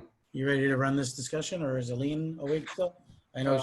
Yeah, I think Aline is also still awake because we were just chatting before. And I know it's all about COVID, but believe it or not, I actually don't. I only check the COVID news maybe once a week. So let's crash course it. And let's so maybe people update me a little bit. Well, the most exciting thing I've heard about is the UPMC vaccine candidate that Andy Slavitt was promoting last week. That gives us all hope, right? That there's this dermal microneedle array for a protein-based, a COVID protein-based vaccine candidate that is going to go quickly into trials. So I think that's, our best hope of getting through this fast. Just because it's shelf stable, they can ship it anywhere, they can make a ton of it fast. And UPMC, a place where Jonas Salk did his thing, it's pretty good precedent. So that's the news that I'm most hopeful about. Okay, so where am I going to find the scoring sheet? Thank you. And I'm actually more curious. I mean, so there's a lot of things in I guess a dozen or so treatments in the pipeline. I'm more curious on how people are kind of handling the staying at home and the potential psychosis and the mental state. And so if anybody wants to chime in a bit from the audience or day drinking. Okay, I'll shut up again. So that's the challenge, is like everyone in the city. Any of the judges want to chime in? Oh, sorry. What's the sanity parameters that you guys are following every day? Eugene, don't diss Ami. She's an MD too. I have something. I read a funny tweet. Everybody is, while we're all what is it called? We're self-isolating. We're now on airport time, meaning if you want to drink at 9 a.m., you can have one. I think one thing too to keep in mind is have some routine and follow the routine. Have some work time, but also break it up into some fun time and maybe go out for a walk once in a while to change the environment a little bit, but still keep your social distance. No, you need plenty of snacks, plenty of wine. So the other thing is mirror.co. I don't know if you guys, I have the mirror. It's like that workout mirror, and they have a whole bunch of free, they have over 25,000 courses from dancing to meditation to family fun. They're offering it for free. It's mirror.co. I would definitely do that to stay fit and move. And then we're clapping in the city at 7 o'clock. That's been really fun for all the providers. And then the meditation and mindfulness. Meditation. That's the way to go. Everyone knows what Om is. But the interesting thing about Om is you have to do O and in the same, it's the energy O. When you do O, it's putting the energy out. When you do it's pulling it in. So you want to make sure when you chant the Om, it's Om, like equal, you know, because you're pushing energy out and then taking it in. I don't know how, that's a fun fact. I love that mirror.co. I had something similar, but I left it in Europe. So no. Yeah, no. mirror.co. I bought it for myself for Christmas because I have a Peloton and Peloton's getting old. But mirror.co rocks. And it's free. The Peloton app is free for 90 days as well. I've been using that. I know, but if we don't have the bike, you know. Oh, no, you don't need the bike. I don't have the bike. Oh, you don't? Oh, no. No, you can do yoga, you can do strength training, and it kind of just, you can pick your time limits. Like you want a quick 20-minute workout or core or whatever. By the way, just to help, you know, the kind of the local businesses also. So my wife is all into spin as well. And she reached out as we moved spontaneously from Berlin to New Jersey indefinitely. She reached out to a local studio, ride studio, and actually is renting a bike. And then she's going to get the Peloton, at least the video portion of it, right? So not the full physical. We also reached out to our old trainer because he can't keep you know, the gym open, so we're renting equipment from him, right? So just, you know, I think reminder for everyone to keep your local businesses that cannot be open still somehow survivable for them. So we're doing our part. You know, for us, we take a walk every morning for about an hour very early on just to get the day moving. I think somebody on one of the judges and presenters said keeping a routine is absolutely important. Where do you live? So we're actually in New Jersey, Springfield, right now. Oh, you came across the pond, Eugene. I'm sorry? Last week you were in Berlin. What happened? Well, it was a little longer than that, but yes, we came in with about 3 weeks ago. So, how was it getting through immigration? So this was 2 days after Trump closed the travel for non-citizens for EU, and we saw nightmare pictures from Atlanta to other, you know, major airports. We landed in Newark, and it took us 24 minutes from getting off the plane to getting our luggage. Everything was so well coordinated. Temperature checks, one aisle, one plane at a time. Honestly, we were pretty impressed. And the immigration, I mean, it was all US citizens and their partners. And so I guess it was pretty straightforward. Welcome back. Oh, yeah. There's another workout that I've been doing I know it sounds funny, but don't laugh because I know the name's funny, but it's called Beachbody. I put it in the text, in the chat. And then I also put mirror. The workouts are awesome. How much was the mirror? The mirror is $1,500, but I bought it before all this stuff. But the mirror, the on-demand classes are free right now. So one is mirror and the other one is Beachbody. If anyone is like interactive class-based, I mean, the Peloton's great, but you're just biking again and sitting.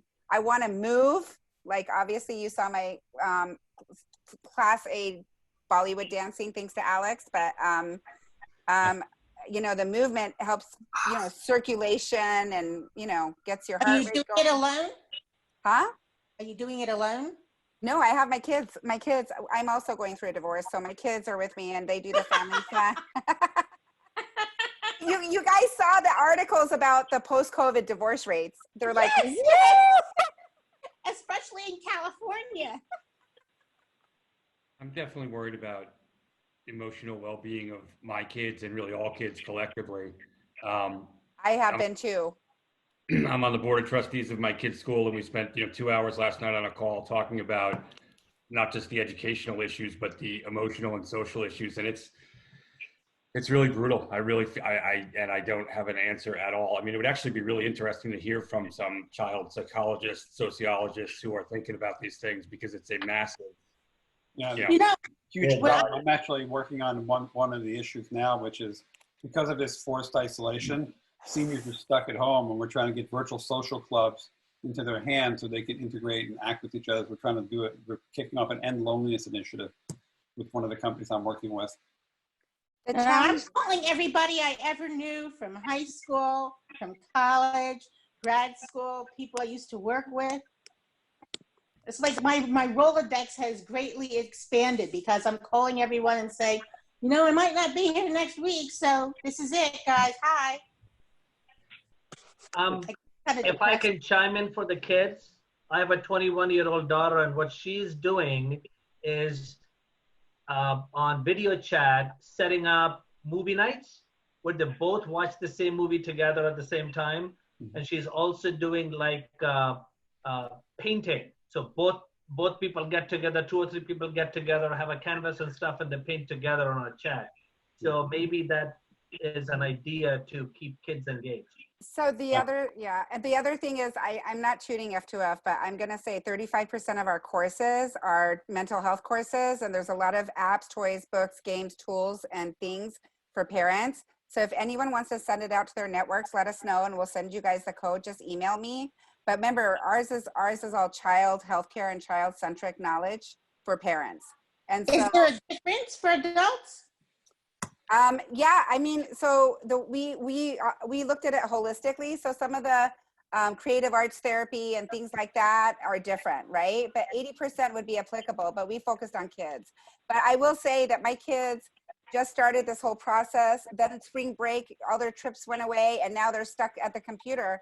It's taken a toll. I have 11-year-old twins, and the thing is, we always have to be happy. And so it takes a toll on us too. It's like, you know, when you walk into a hospital, your patients don't want to see a bitchy doctor. They want to be like, you know, focused on you. So you check your personality at the door. That's been really empowering for me as a mother right now in this situation, because I just kind of check myself at the door, but then I have to check back in, you know, once they fall asleep. How do you know when you're going off the deep end? I've only lost my cool once, and you know, in Manhattan we all have like ancillary support, and everywhere 68% of all households are dual income. They have babysitters, you know, all this stuff, tutors, whatever, all that's gone globally. And so we're wearing like 15 hats, and that's been interesting. Okay, well, I'm a single person with 6 cats. Wow. 6 cats. Wow. Hey, can I just ask you what age range the app is for? 0 to 18. We have we worked with like 2,000 providers from 90 specialties to like get all the content, and then made it health literate. It took us 2.5 years to build, but 0 to 18. You can go on the website and check it out. Yeah, but more importantly, it doesn't matter how much you read. In practicality, it's all gray. You can, you know, not just our resources, but it's so multifactorial. How did the kids have a good day? Did their friends return their Zoom call? Did they blah, blah, blah? Did they eat? Did they sleep well? They're on their phone at night. I mean, it's just nuts. Is it important to be happy all the time? No. You have to be happy? I mean. That's not even possible. No, that's not a goal. You check your personality at the door, and I'm thinking, gee, is it okay for you to come home in a bad mood and your kids get it? Oh, no, don't get me wrong. The bathroom is my private sanctuary. So I'll check it in at the door on entrance. I'll pick it up again as I go into my bedroom, lock myself in the bathroom, and have my 5-minute scream session. And then I go out. I made myself a man cave here. I mean, you see the trees, but it's really a garage. So I'm hiding out as well. But, I think, one of the, at least the benefits for us that we've been finding and dealing with, the self-isolation, the quarantine, et cetera, is spending a lot of more family time. I mean, it's, just yesterday I stepped out for 20 minutes kind of in the backyard, play a little volleyball with my younger one, right? I don't remember the last time I actually did that. Are you one of the ones who's getting divorced? I am not. No, but he co-founded a company with his wife that didn't raise $1 million. So that comes later. That comes later. Yeah, he's got most of the equity, along with one of his kids. And I actually had a video chat with, I guess, a therapist, because I said, I don't know if I could handle this. And she ended up saying, don't call me anymore. You have enough toys at home. You're an introvert. This should be heaven for you.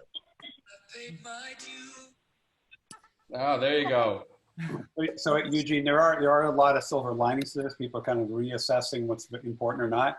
I think, frankly, what the experience is so varied because people are in such radically different places. Yeah. You've got people who can't work. They're stuck in a crappy relationship at home. They have no money, huge pressures, kids, all these things they got to do. They're not going to have a positive experience anytime soon. Then you got those who are empty nesters. They have no problems with money. They're just going to kind of sit it out as kind of in-home staycation. They love each other. It's all good, right? And then you have a wide range beyond that. So it's so varied, the experiences I'm hearing from people. Absolutely. And then, of course, then I have friends like Ami who are frontline pulmonologists who are losing their shit, right? Minute to minute. And then they can't even go home because they don't want to infect their family potentially. So it's bizarre. Yeah, but the challenge is, I don't know about you guys, but as a physician, my colleagues, my mentors, my friends, the 20 plus years of having this wonderful gift to practice, it's all being decimated too. I mean, it's really, really sad. And we really need to realize that each and every one of you are heroes, not just the doctors, the parents, everyone's a hero in this. And just be thankful that you're home, you're happy, you're healthy, you can put food on the table, you have an income, you are all founders or judges or well accomplished. I don't know about you guys, but I look at the positive. Okay, gratitude. Guys. Yep. So I think we're starting to see some of the audience leaving. So I think it's time for us to talk about who the champions are today. And that's the music.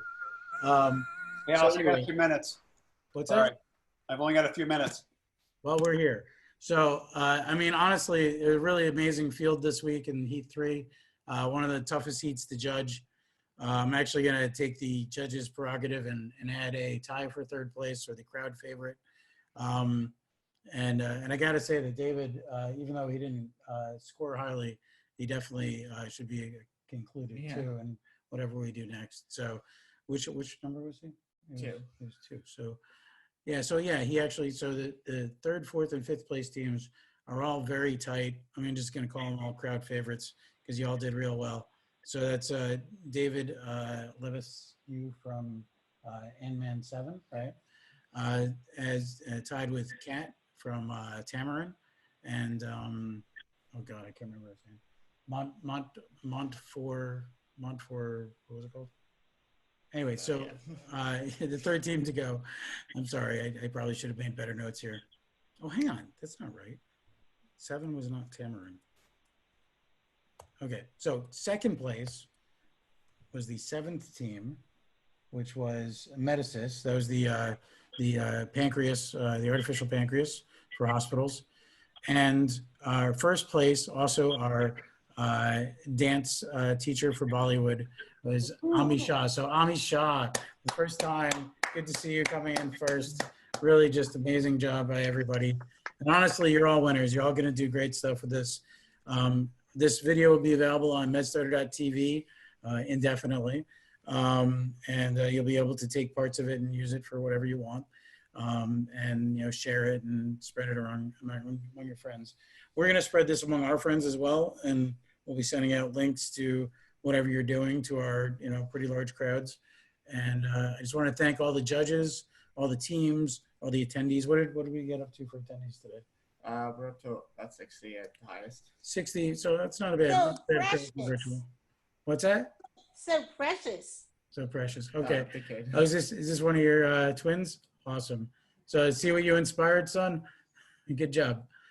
So great job, Ami. Yeah, I don't know, we can't hear you, but I just want to thank everybody again. Prem says thank you. That's my son Prem, which means love in Hindi. He's like, I had a bad hair day. You had a bad hair day? Sorry. I only have bad hair days. So, Thank you very much, everyone. Thank you so much. You're We're so honored to have this. As we've been pitching here, Alex and the entire MedStarter, NYC, EDC, everyone has been so great. Thank you so much for putting up with my crazy dancing. I still can't believe it was on Facebook Live. Oh. make sure you do not get any mugs made, okay? Anyway, t-shirts I think are allowed, but I don't know. We'll see. So thanks everybody for coming yet again. We can continue to talk and drink and hang out if you guys want. Everybody, bye-bye. Or you can just, Ami, I did want to ask you a question.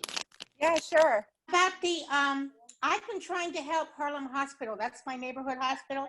I've been trying to help them because they're so desperately short of PPE.